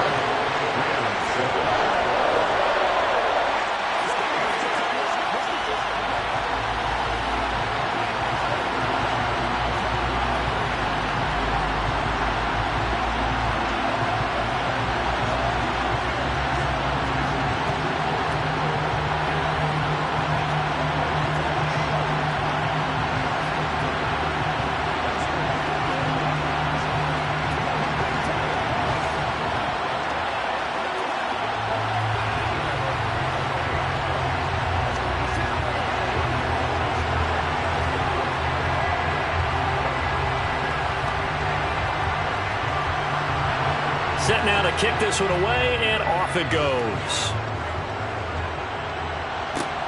This will be fielded inside the 5. And up to about the 26-yard line, just across the 25. The Rams ready to go on offense. And Charles, a very uninspired effort the last time we saw them out there was a quick 3-and-out, and then they punted the football. Yeah, and you never want to get stopped so soundly during a series, but what would be even worse now is letting it happen again right here. They've got to get going. Brady to throw. And he knocks the ball away, and it falls incomplete. Well, these corners, I tell you, they've done excellent work all game long. They remind me of guys in the past who just said, hey, throw it out here 100 times, nothing good is going to happen. And if you throw it in the wrong place, I'll take it the other way. Brady's incompletion on first down leads to a 2nd and 10. Back to throw. Pass complete to Robinson. He'll be tackled shy of the 35. Shifty footwork gets him a little extra on the play.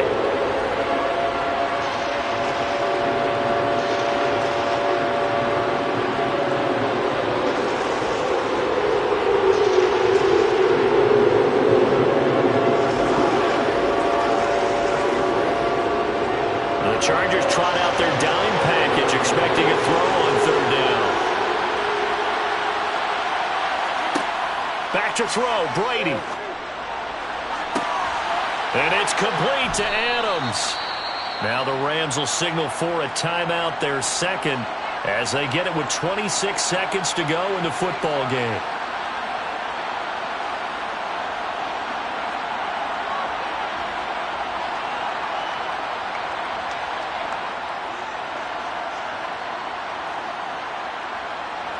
So how about that for a chain mover? They're all the way down inside the 40 now for 1st and 10.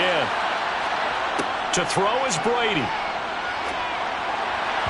And this throw a bit late as he couldn't reach back for it. A couple extra defensive backs out there in the dive, and because of that, really not many places to throw the football, if any. And typically, what would you want to do against that dive? Run the football. You want to run the ball, but you can't do it in this situation.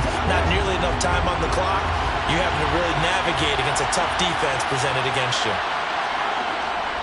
On 2nd down, it's Taylor. Nifty move. 44 yards on the ground for him so far.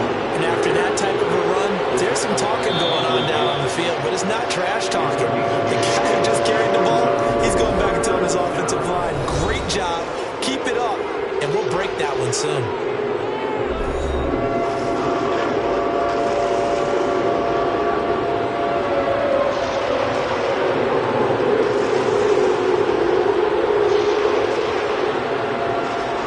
So now one of the biggest kicks of the night is forthcoming. This to potentially send us to overtime. And this one is right down the middle. And they will tie this game here in the final seconds. So a money kick there in the final seconds. And now, barring any hijinks on the kickoff here, partner, I think you and I, we're going to settle in for a little overtime. And I wouldn't have it any other way. This has been a dogfight all through regulation. No reason to think it won't continue in the extra period.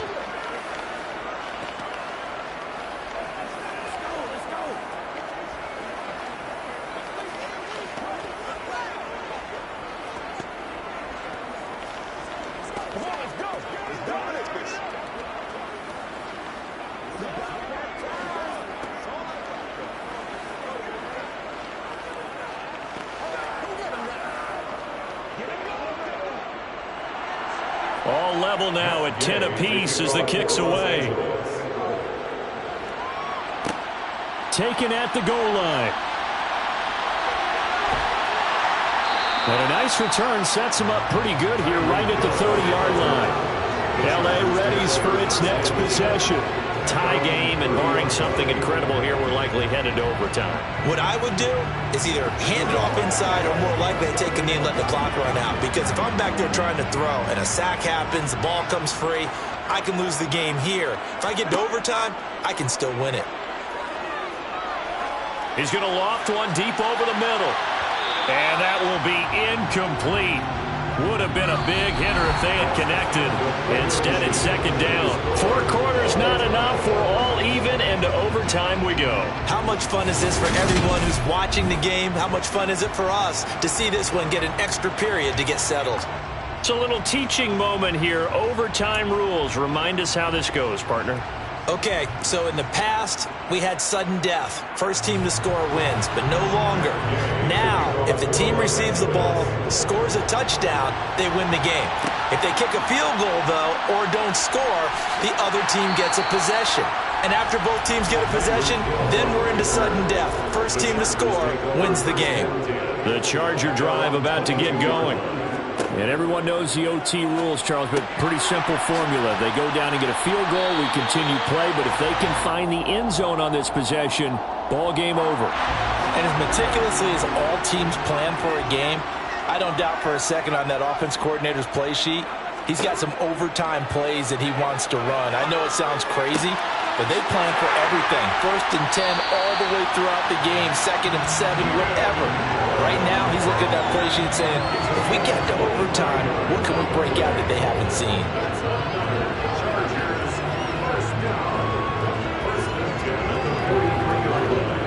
Back-to-back good plays have them on the move on 1st down.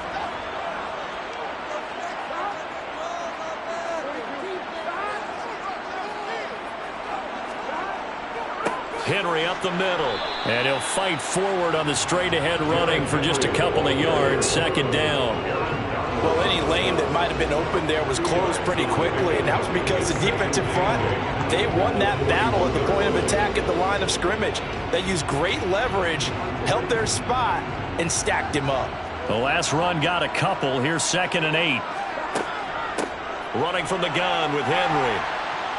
Able to push forward for about 4 down to the 37. But that call makes sense because they've been throwing it well on this drive, and once again they show passing formation, showing the shotgun, and they ran out of it. That's a nice play by them defensively, though, to hold it to a short gain. It's 3rd and 4. Big play here, trying to keep this opening drive of overtime alive. Burrow on play action. And this pass broken up. The contact well-timed there, and now 4th down. Normally you think the tight end's going to be able to catch the football and handle that contact, but in this case, maybe a little too much target to hit. That one was timed well, incomplete. So on 4th down, out trots the kicker in a big spot here. This to at least get him a lead here in overtime. And this won't get there, won't be online either. It's no good, off to the right, and that changes everything here in OT. And now that changes things in a big way because you're forced to try a long field goal to hopefully get something out of that opening drive in overtime, and it's unsuccessful. And now on the other sideline, maybe you just need a couple of 1st downs, get your own kicker set up with a chance to win this game. A carry by Taylor to start the drive. And nothing doing. He's immediately taken down at the line of scrimmage. Call it no gain on the play, and it'll be 2nd down. And he got off the end there very quickly to make that play. Yeah, it was almost like the bullet train, wasn't it? I mean, just zoom. Quick, quick, quick. And what a terrific play, holding them to no gain.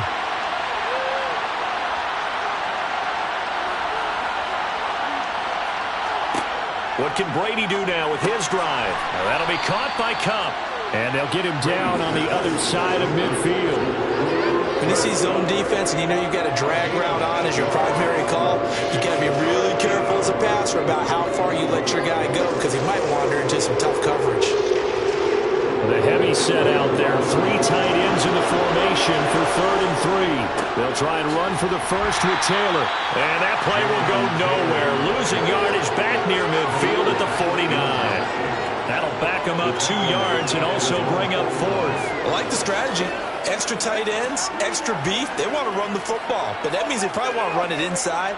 If you get strung out on the perimeter, you're in peril. Yeah, we saw the result. Negative yardage. Dixon, the punter, is on as he sends it away. And well done here. That one will kick out of bounds at about the 8-yard line. The field position game, such an overlooked facet, Charles, of an NFL game. But this offense, they're going to be pinned back. What an ideal punt. An ideal punt, and it leads to that term complementary football. Because them doing that puts their defense in a great spot, doesn't it? Gives them a chance. If they want to be aggressive, try and maybe get a safety out of this whole thing, it puts them in that position. And now they're going to get him down right at the line of scrimmage. Now a timeout called for by the offense. They'll be down to just 1 remaining as we step aside here in overtime. Here's the Los Angeles offense as they get set to take possession.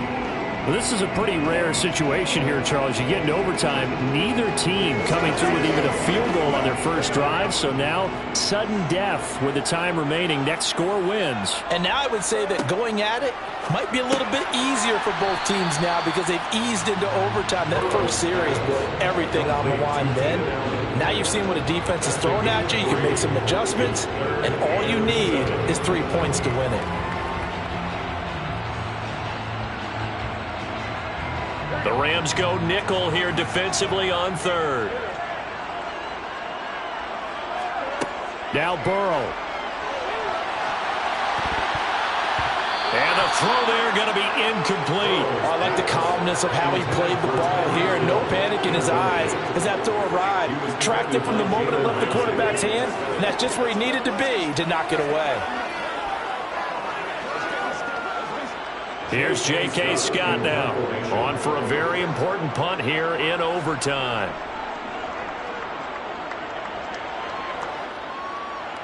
And no return on this one as the fair catch is signaled for and taken. It'll be a 39-yard punt, no return. And the L.A. offense ready for this next possession. Defense got the better of them last series, forcing a punt. See if they make a few changes in the game plan here and try to get points out of this drive. 1st and 10. Throwing on first down is Brady. Gonna let one fly for Robinson. And this is caught. Now a timeout called for by the offense. They'll be left with just one remaining here at OT. The Rams offense now making their way out to take over. And what a turn of events here in overtime. This is a 1st and goal with a chance to win the game. So it all rests now on the right foot of the kicker, Matt Gay. And now we're going to get a timeout here called by the defense. It'll be their 2nd and final timeout, remember, here in overtime. We'll be back.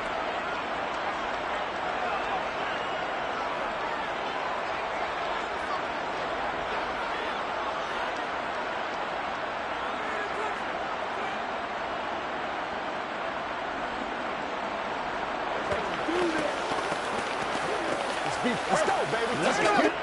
And now it all rests on the right foot of their kicker. This to win it in overtime. And he got it. The kick is good in overtime. He's able to split the uprights. And the Rams have won the game. Another one in the books for us, partner. Always great to be by your side. And look, both offenses, both defenses had some moments in this one, but I think you would agree these coaching staffs are also going to have some stuff to clean up on film. Absolutely, partner. And let's face it, any game we get to watch from up here, it's going to be a blast. Do we want to get a real job? Absolutely not. Let's keep watching the NFL all season long.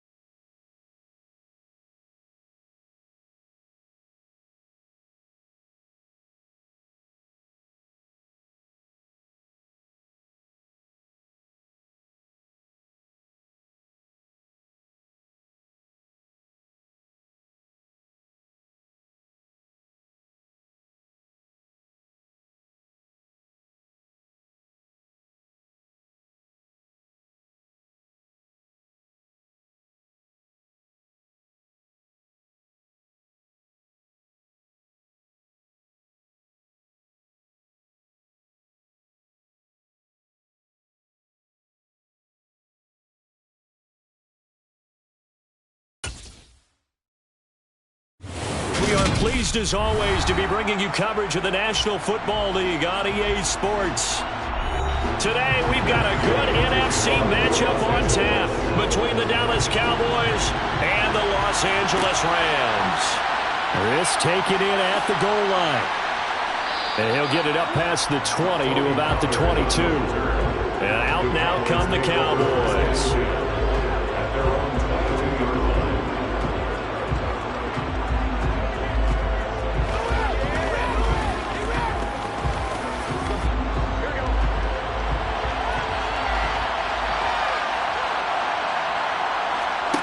They go play action with Burrow. To the sideline, and wow, what a catch there. He doesn't get a lot, but he was able to get the feet down complete. He'll wind up getting a yard on the game's first play at second down. Can you do any more work or make it more dramatic for not much gain than what we just saw there? Did you see how his toes got down? Tip-tap, got him down. But what did he get out of it? He sold the sizzle. He just had no steak. I mean, was it 1 yard? Yeah, plays like that, you at least expect a first down. They're just 1 yard. Now a deep ball there on second down, but it'll wind up incomplete. This is going to be the matchup to watch out on the perimeter, and it won't be the last time these two go at it. Both of them believe they are the superior. In this case, the win goes to the defense. So trouble already here on their opening drive. This is 3rd and 9. Here's Burrow. That one complete, Elliott. And they're able to get this one across the 35. 14 yards, good for a Cowboy first down. Well, we know he can run the football too, but he's a good pass catcher, and that's been on display here, Charles, on this opening drive.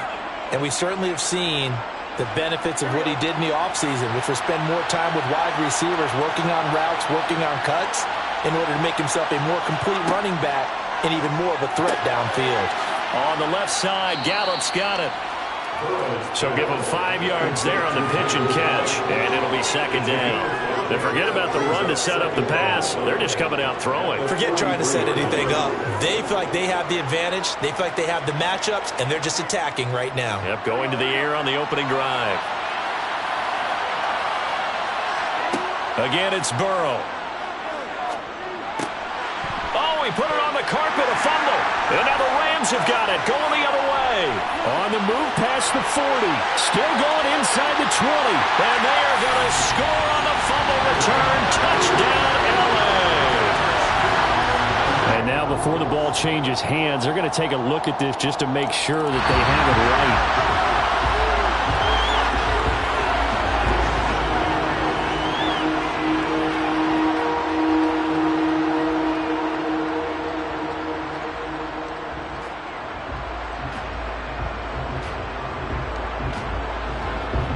So they recover their own fumble. Now they face 3rd and short.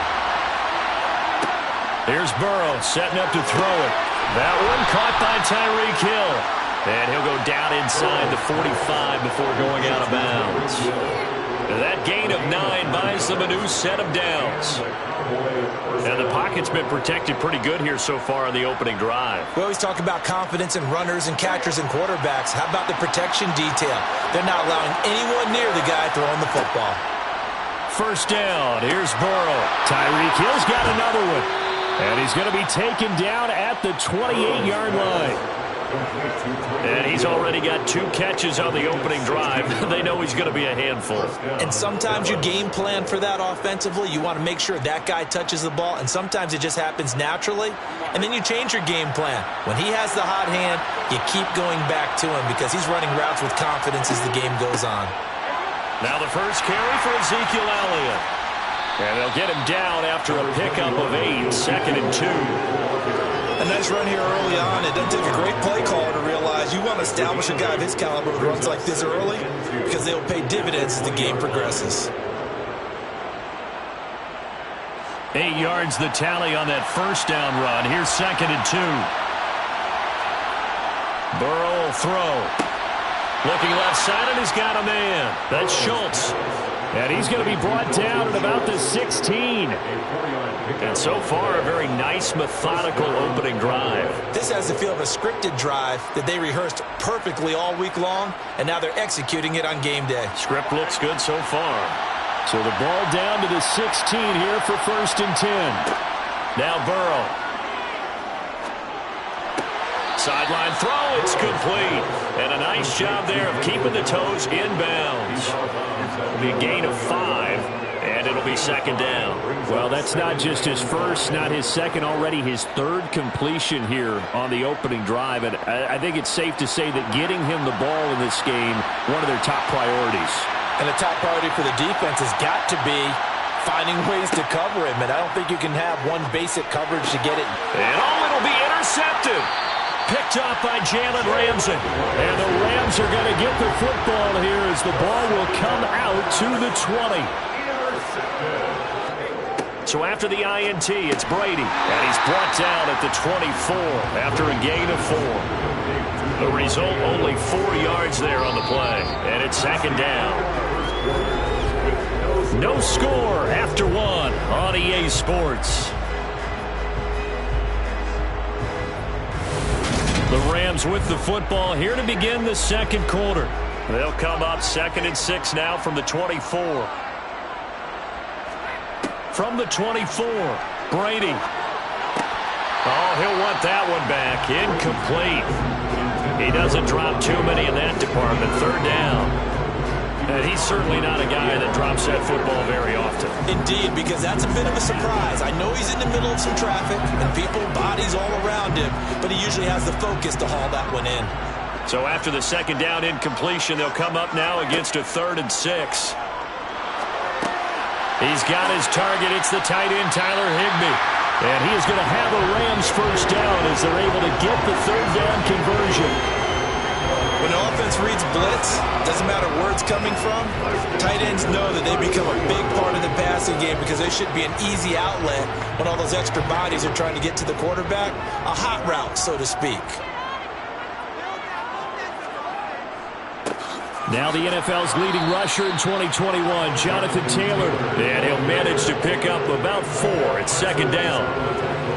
Well, at the end of all that hitting and hollering, it was a 4-yard run, so the offense is going to go back there and feel pretty good about themselves. Defensively, you have to feel okay because you didn't let it turn into a bigger run, but the goal, shut it down for 2 yards or less. That's when you start to feel good about yourselves. Now he's going to swing this one out to his running back.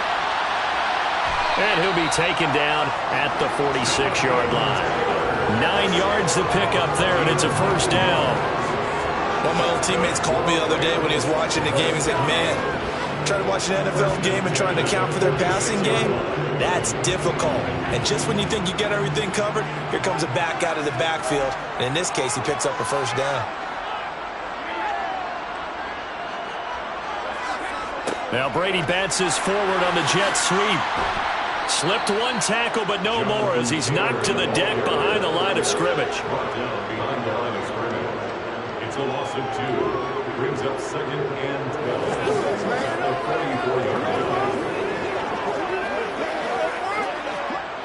2nd and 12 now at the 44-yard line. Brady going to throw. Connecting with Kupp here on the out route. And they're going to get this up to midfield.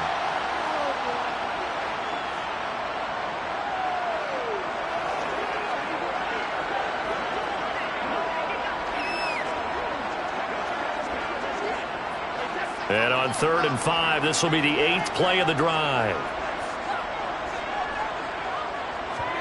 From midfield, here's Brady. And this throw will be intercepted. And the Rams are going to have the short field here as they'll take over right at the 50. Wait a second, they declined the penalty? I'm as puzzled as you are, partner. I don't understand how any time you lose possession of the ball, yet you turn down a penalty that would give you possession back. Let's make this simple. Anyone who plays the game, take the football. Always take the football. Throwing now, Burrow on 1st down. Got his man there complete to Gallup. And he'll be taken down, but not before they work this to the 45. It's the game of 5. Brings up 7 at the 45-yard line. The Cowboys looking to get going again in a hurry. From the 45 on second down. Burrow. Now Burrow loses the football. But I believe a Cowboy was there to get it. He was, and Dallas will maintain possession. Much like a running back going through the line, quarterbacks have to be aware of protecting the football as well. He left it exposed that time, wound up having it knocked free, but fortunately, had an alert teammate who was able to get it. They'll get to the line here, but remember, it's also third down.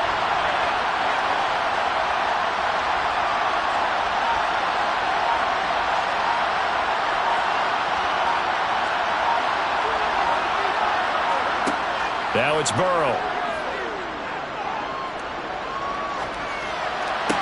And that's Elliott, complete. And he's able to take it across midfield before going out of bounds. 5 yards, not enough, and it'll be fourth down. We can make this one pretty simple. Locked up all of his progressions downfield, forced to get it to his running back. But how about the way they ran to the football and knocked it down to force a fourth down? On fourth down, here's Brian Anger now to kick this one away. No returning this one. It sails out of bounds, and they'll spot it right at the 20. The Rams about to go on offense one final time in this first half. And the ball backed way up, so thinking with this amount of time on the clock, probably just sit on it, and we'll see these two teams go to the lockers. Yeah, I don't think you want to overthink it in this situation. Either side of the ball. Just go ahead and finish up the half and get on out and talk about it. They go back to the air here after the INT on the last drive. And he's got it past the 30 before he's hit and dropped. He's trying to protect his quarterback's blind side. Got nabbed for the hold. You have one job over there. Make sure that man does not get hit. So if you have to hold occasionally, do so because they don't catch all of them. This time they did. They're backed up here with a 1st and 20 now after the holding penalty. Now Brady. On the out route, this is Adams with a catch. So 5 yards here, 5 on the play. And that's going to bring up second down. At the 15-yard line.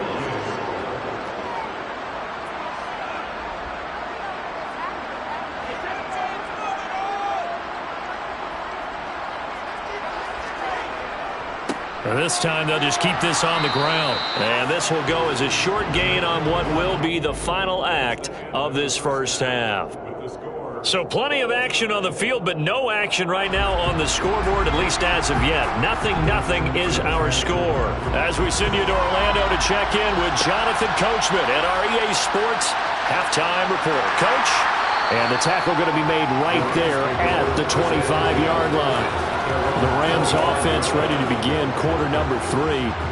And Charles, a scoreless first half. How does that change how you assess things here moving forward? Well, it doesn't change it a whole lot because, remember, it's still scoreless, which means you're starting from 0 again, so you just have one half to play instead of 2. What I would look at my play sheet, though, and see is something that maybe loosens things up for my guys, gets a smile on their faces, and gets them going to begin the second half. 2 yards on the carry there. It'll be second down. They suspected it was a power play up the middle coming at them, and boy, were they right. That defense got downhill in a hurry and limited them to just a couple on first down. From the 27, Brady. Over the middle, that's caught by Taylor. 9 yards to pick up there, and it's a first down. We often talk about understanding the playbook, understanding progressions, and understanding what the defense is doing. We saw all of that on that play. Great recognition and understood where his running back was going to be. Found a way to have him leak out underneath, hit him with the football, and they picked up the first down. Running straight ahead, Taylor. And he puts his head down and gets up to the 42 for a gain of about 6. From the lineman to the guy running with it, that was a well-executed first down by the offense. With 2 shots left to get the first, you can get a little aggressive here on second down if you want and try for some bigger yardage. 6 yards on that last play. Here's 2nd and 4. Here's Brady to throw. And the hook up here to Allen Robinson. And he'll be tackled on the other side of midfield at the 46-yard line. After 4 years each in Jacksonville and Chicago, Allen Robinson made a big jump by joining the reigning champs. Hoping to shake off career lows from last season, get back to being a catch machine.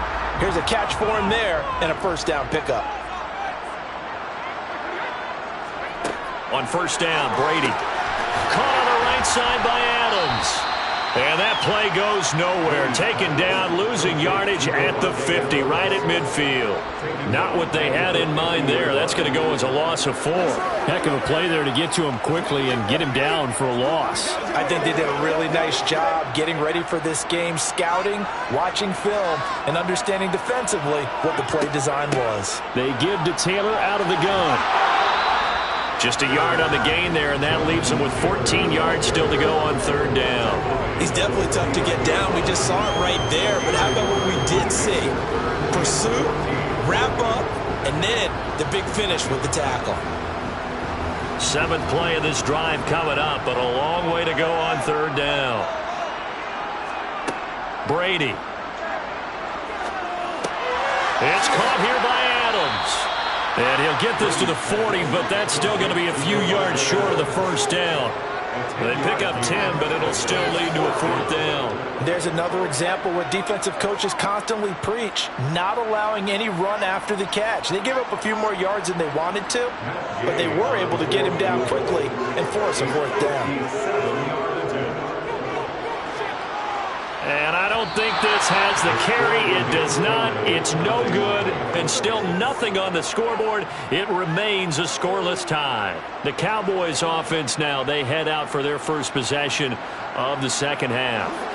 And, Charles, we've seen almost 3 full quarters now, and neither offense can really get it going. Neither has hit the end zone, and neither side seemingly can make that big play. But the game hasn't been devoid of action because these two defenses, they've taken over and they've slugged it out. But I think you're exactly right. We're at that stage of the game now where one of these offenses, if they make a big play, that could be the difference.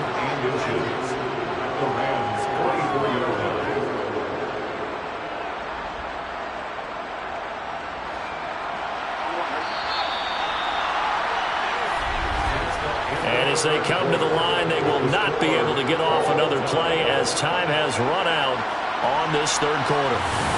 We'll return with more after this. You're watching the NFL on EA Sports.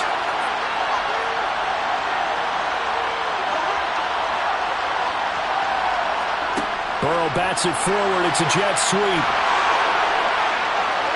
20! And he will score. Touchdown, Cowboys. Tyreek Hill, 44 yards. And the Cowboys have broken our tie and have taken a 4th quarter lead. Well, this has obviously been a game dominated by the defense, but finally, at long last, we have action on the scoreboard. I love the tone of your voice there. At long last, finally we see things happen, right? And it took 3 quarters and then some before we got these first points. So that can very well turn out to be the game winner. Now they get to go to the bench and support their defense and hope they can hold those other guys at bay.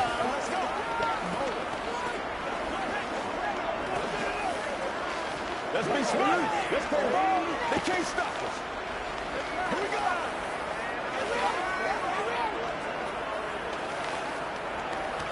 Playmaker, step up right now. Do it. It's all work.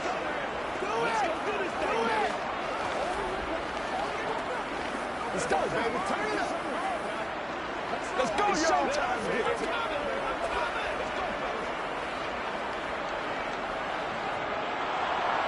Out is the kickoff unit as they run up and send this one away. Taking it about the 1.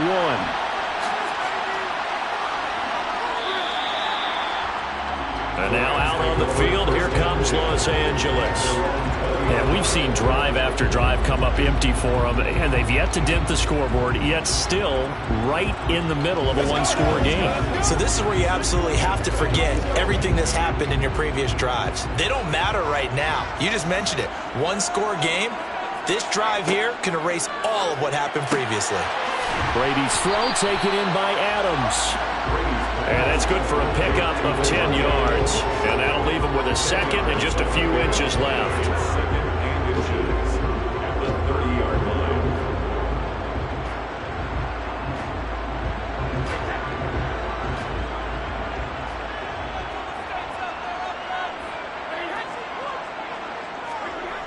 Now Brady.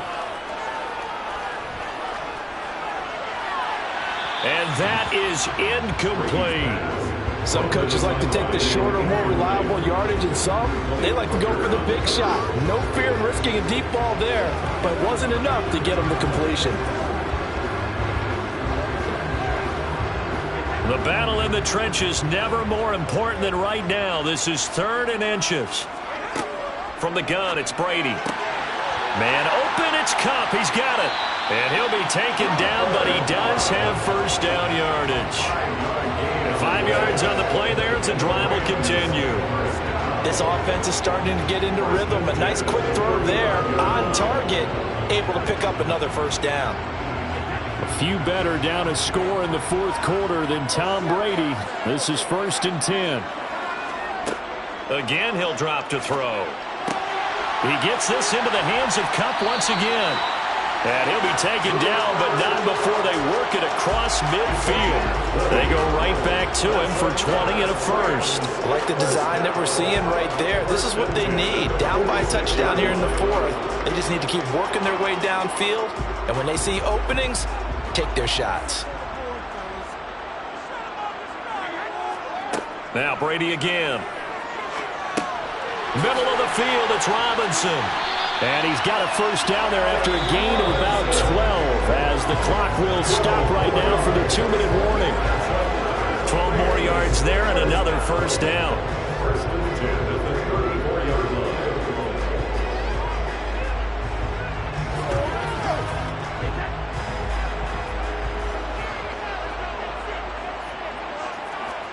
Brady now on first down.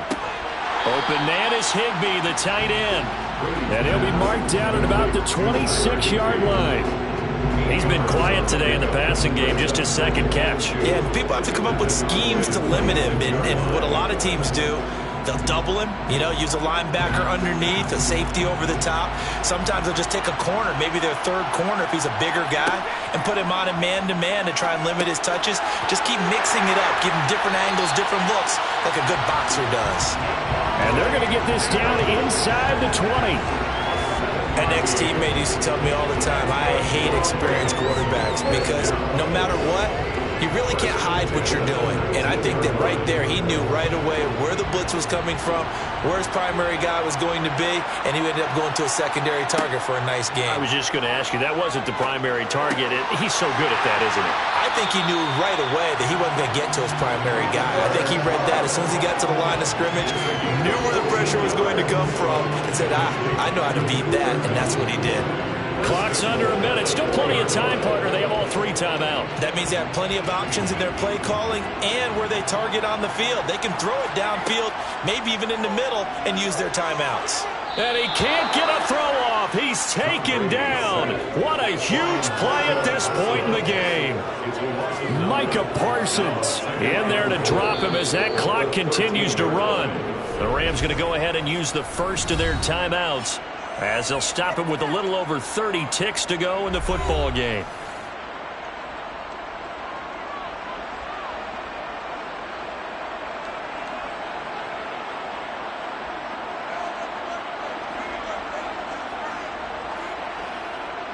So first down went in the wrong direction. They're at the 13-yard line. Here's 2nd and goal.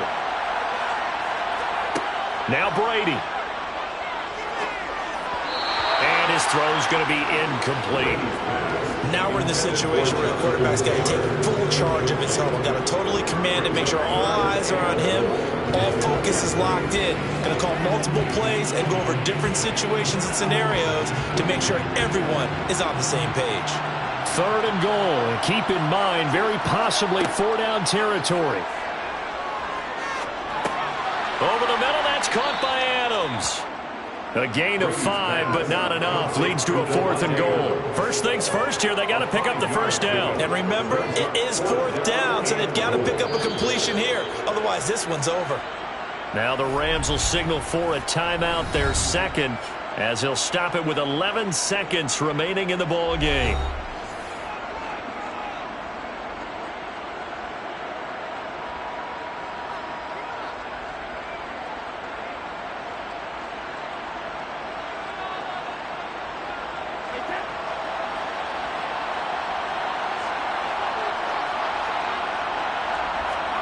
Now Brady got to have this one. And this ball is caught. It's a touchdown. And now in the final seconds, they're a PAT away from likely getting this thing to overtime. And that touchdown means a decision has to be made. Do they kick the PAT and tie it up, or do they go for two and try and win it right now? And with inside of 10 seconds, 8 to be precise, we get whistles and a timeout on the field.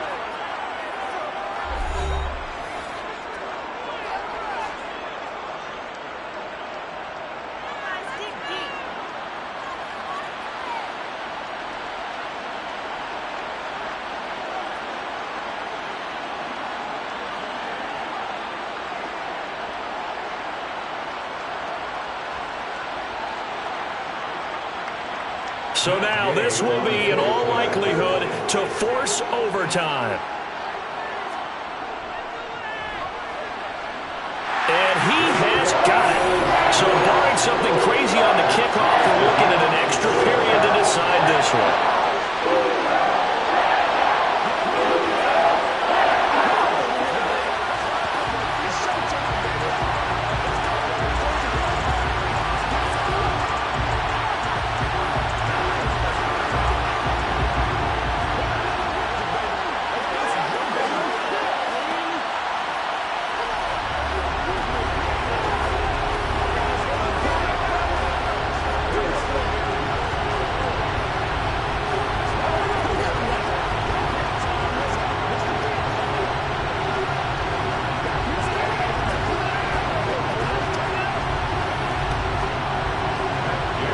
So all even at 7 now as they kick it away. On the return, Tony Pollard from his end zone. And tackled at the 21-yard line, so a net negative there of 4 yards. Dallas offense set for this next drive. They, of course, tie game, would like to avoid overtime if they could. And a lot of people would go ahead and play it safe here and get to overtime and try and win it there. But, you know, sitting up here in the booth, take some gambles. I say let's go for this thing, try and push it, and maybe catch the defense back on their heels a bit. See if they do that. And a short pickup to about the 25. Final whistle blows, and we need some extra time here to decide who will be the victor. 60 minutes, just not enough some days to decide who's going to win the game. And here in overtime, if the team that receives the ball scores a touchdown, it's over. If they don't, we can still have some more football. That's exactly right. If they go down and kick a field goal, the other team gets a possession to either match it or score a touchdown to win the ball game. If both teams kick field goals, the next team to score wins. But if the receiving team throws a pick six or fumbles the ball and it gets picked up by the defense and they score, the game is over at that point. Set to begin their next drive, the Rams offense at the line. All set up for them right now, Charles. Opening possession of overtime, they've got the football. They also obviously have this home crowd behind them in a big way. They get that extra energy from them, but they've got to be careful not to let that adrenaline get away from them and play too fast or create errors of their own making. Use that energy, embrace it, but make sure they channel it the right way. They've got a chance to go downfield, score a touchdown, and end this game. Another nice job there defensively. They've really stymied their passing attempts, and it continues in overtime. And for them to do that, that means they've had to be cohesive on defense. Pressure in the quarterback's face. Good coverage of not just the wide receivers, but the tight end, the running backs when they try and slip out, and making sure they're at the point of attack. When the ball's in the air, they get there and help force some of those incompletions. Just a yard on the run there, and that's going to bring us to a 4th down.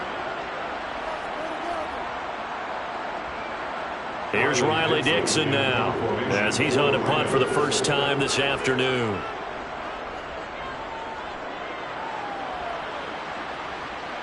And the fair catch is made at about the 27-yard line. So possession goes over here on the punt. And the Cowboys will take over the football with a 1st and 10.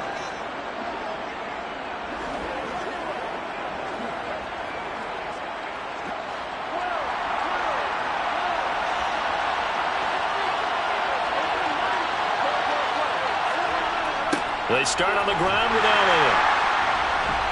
And the reinforcements come in as they're going to stop him behind the line. Call it a full 3 yards in the wrong direction there. Brings up 2nd down. Well, it's almost football 101 that you preach to your safeties. Don't let anyone get behind you. You're the last line of defense. But he didn't let the play come to him. He went to the play. How about that read and recognition and finishing off that one behind the line of scrimmage? Burrow's throw there caught by Gallup. They showed off a nice juke in the defender before the next wave could bring him down. They like going to him in the slot. He catches another one. I think this comes under the heading of until they stop him, why not go back to it? He has something going really well. Great working relationship with the guy throwing the ball, and they keep making the connection. Here's Burrow setting up to throw it. Finding Schultz. And he'll be taken down, but he does have 1st down yardage.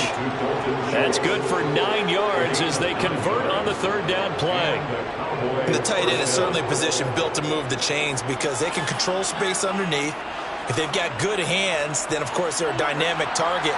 But one other thing is they're right in the sight lines of a quarterback on just about every play, and that makes it easier for the quarterback to pick him out and deliver. And he'll protect himself at the end here as he winds up getting pretty decent yardage. Nice work to get 7 out of that, and it's 2nd down. You know what I like about that play?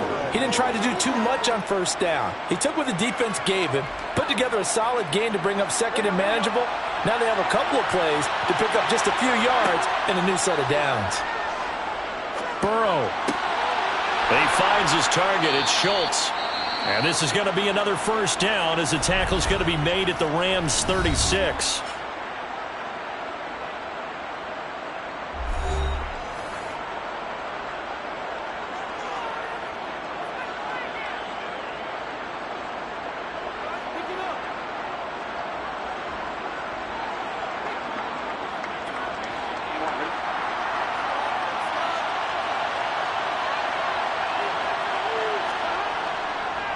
Up the middle, here's Elliott. And he'll lose yardage on the play back at the 37-yard line. Officially, it's a 1-yard loss. That's going to bring up 2nd and 11. That was well played there defensively. 2 tight ends in the formation, which essentially gave them 7 blockers up front. Hard to imagine with all that size and beef that they could let a tackler through. But that's exactly what happened. A loss resulted. Now left side on the swing pass. And this will go as a gain of 7 as he gets it to the 30-yard line. Partner, I like the play call coming right after a tackle for a loss because this is an obvious passing situation. But instead, they fooled them a little bit with the screen, and they wound up getting back what they lost and then a little bit more.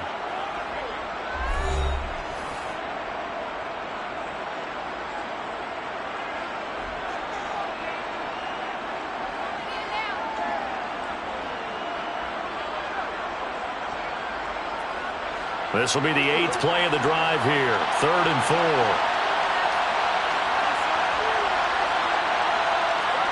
Throwing, Burrow. And that is incomplete. No covers bust by the defense here. They did a nice job accounting for everybody, and that led to an incompletion.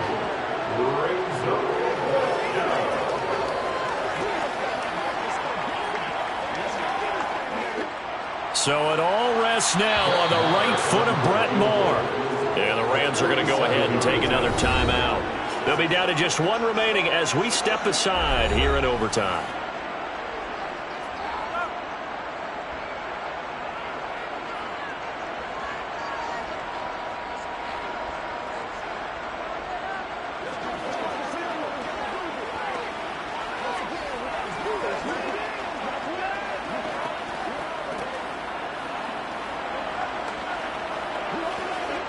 And now this game's going to come down to the right leg of their kicker. This to win it in overtime. And he got it. The kick is good in overtime. Big time. He's able to split the uprights. And it'll be a good time in Big D tonight. The Cowboys have won it. Well, obviously, Charles, this was by no means an offensive track meet. I mean, the defenses were the story in this ball game. But, hey, they got enough points to get the job done. And at the end of the day, that's all that matters. You're absolutely right about that, partner. In such a low-scoring game, it completely changes everything you had planned to do out there. Fortunately for them, they got just enough scoring to bring home the win. And in this type of a game, to play their defense, that became one of their biggest keys.